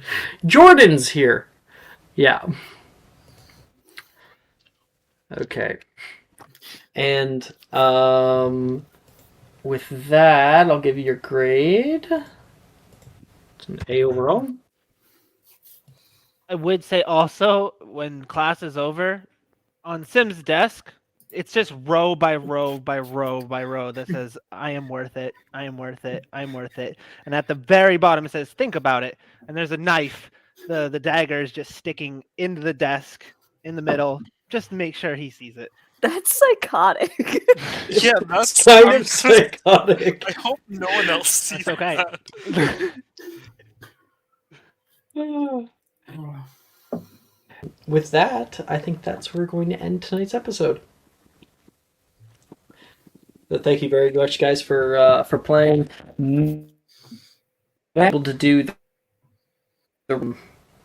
our electives, so we're going to have Care of Magical Creatures class. It's always really fun. Muggle Studies for anyone who's taking it. Arithmancy, and a special Defense Against the Dark Arts session. Thank you very much, guys, for playing. Thank you very much, guys, for watching. And we'll see you next week. Bye-bye. Bye.